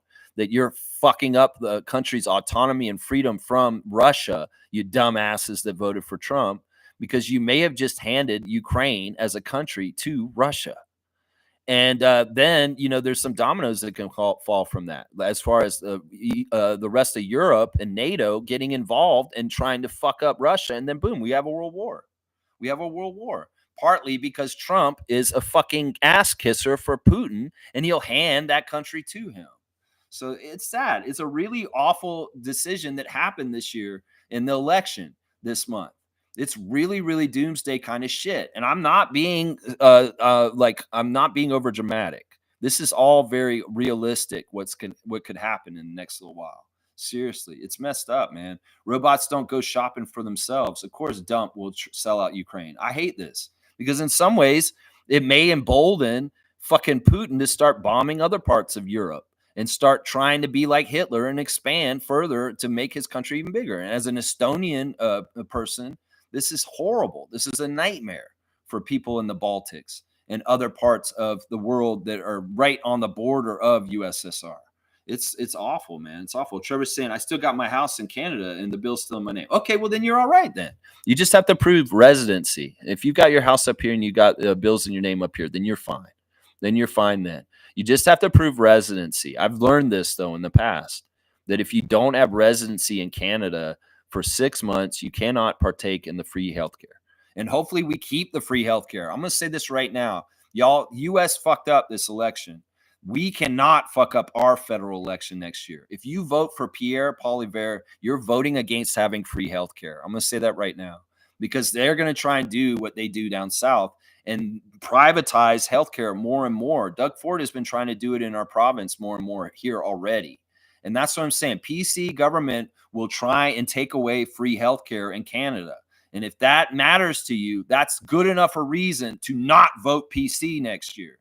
Because we cannot have Poilievre win up here also, because that would be really, really bad for our country in the way that Trump is bad for his country.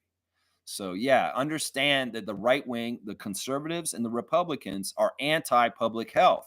And they want you to pay for fucking everything like a syringe and a Band-Aid, like $100 for each thing, because they have no morals. They just want to gouge poor people at the hospital when they need health care. We have a good system here in Canada. We need to keep it intact.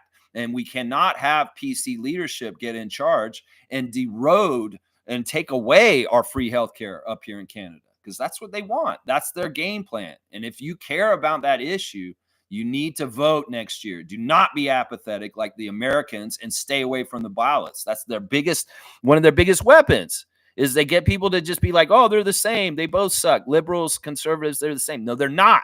Trust me. The conservatives are in the pocket of the billionaires more than the liberals. The liberals do have corporations running them too. But once again, there is a lesser to two evils. And if you enjoy having free healthcare in Canada, you need to get politically active, because they are going to come and take that shit from us if we don't next year. So I'm going to say, I'm warning y'all right now, and talk to your friends and educate everybody on the stances of the different parties. It's so what if Justin Trudeau is this and this? He took away your freedom because he made you stay home. You're all pissed off about that. Oh, don't tell me what to do, Justin, or whatever bullshit. Vaccinations.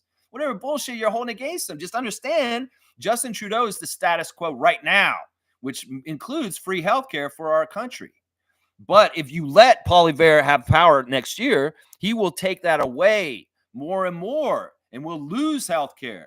So would you rather just keep it, even if it's bad right now, as bad as it is in the status quo right now, or get even worse?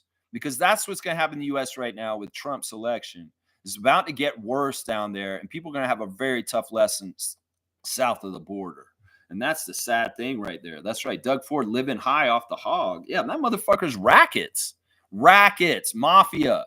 That dude is selling out our childhood places to people to make money on the back door for himself, in political favors and backdoor money, and contracts for his sweetheart deals for his friends, all kinds of bullshit. Doug Ford is a mobster. And the fact that he's been running Ontario for the last 2 terms is fucked. We need him out too. I'm telling you, these people are bad news. Anybody who's like Trump, who's a businessman first before a politician, well, that's what they do in business. They want to make money for themselves, and they don't give a shit about anybody else. That's just the damn truth. If you want a real leader, you want somebody who cares about people, you need to look at people like Singh, who actually is trying to do things for helping people instead of lining his own pockets, like Fat Cat Ford. Is what I'm going to say right there. Peace, man. Peace out. All right, I got to get out of here. I'm over at 2.5 hours. All right, let's see. The injuries for tonight for the Raptors against Detroit are basically Grady has been at it. He's day-to-day because of his left calf. Bruce Brown may be returning tonight. He was out yesterday, but I have a feeling he might play today. Manuel Quickly, Kelly Olynyk, DJ Carton are out. For the Pistons, it is looking like Cade Cunningham may be a game-time decision as far as he's doubtful now because of his hip. So I think he's been downgraded to doubtful. So it probably won't be seeing number 1 pick Cade Cunningham. And Bobby Clintman has been ruled out. The referees for the game tonight are Mark Davis, Jenna Schroeder, and J.D. Rawls. And so they all favor the Raptors, just so you know. They all have winning percentage higher with the Raptors. We were reacting to the Raptors losing to the Cavs last night. My 3 stars of the game for the Raptors versus the Cavs, Jakob Poeltl, Jonathan Mobo, and Ochai Agbaji. Meanwhile, the 905 defeated Long Island Nets in the afternoon. My 5 stars for that game were Tyreek Key, Kennedy Chandler, Orish Shamshay, Kevin O'Banner, and Jacoby Walter. All right, let me see. Is there anything else I want to cover in my tabs? I think that's it, and we'll get out of here.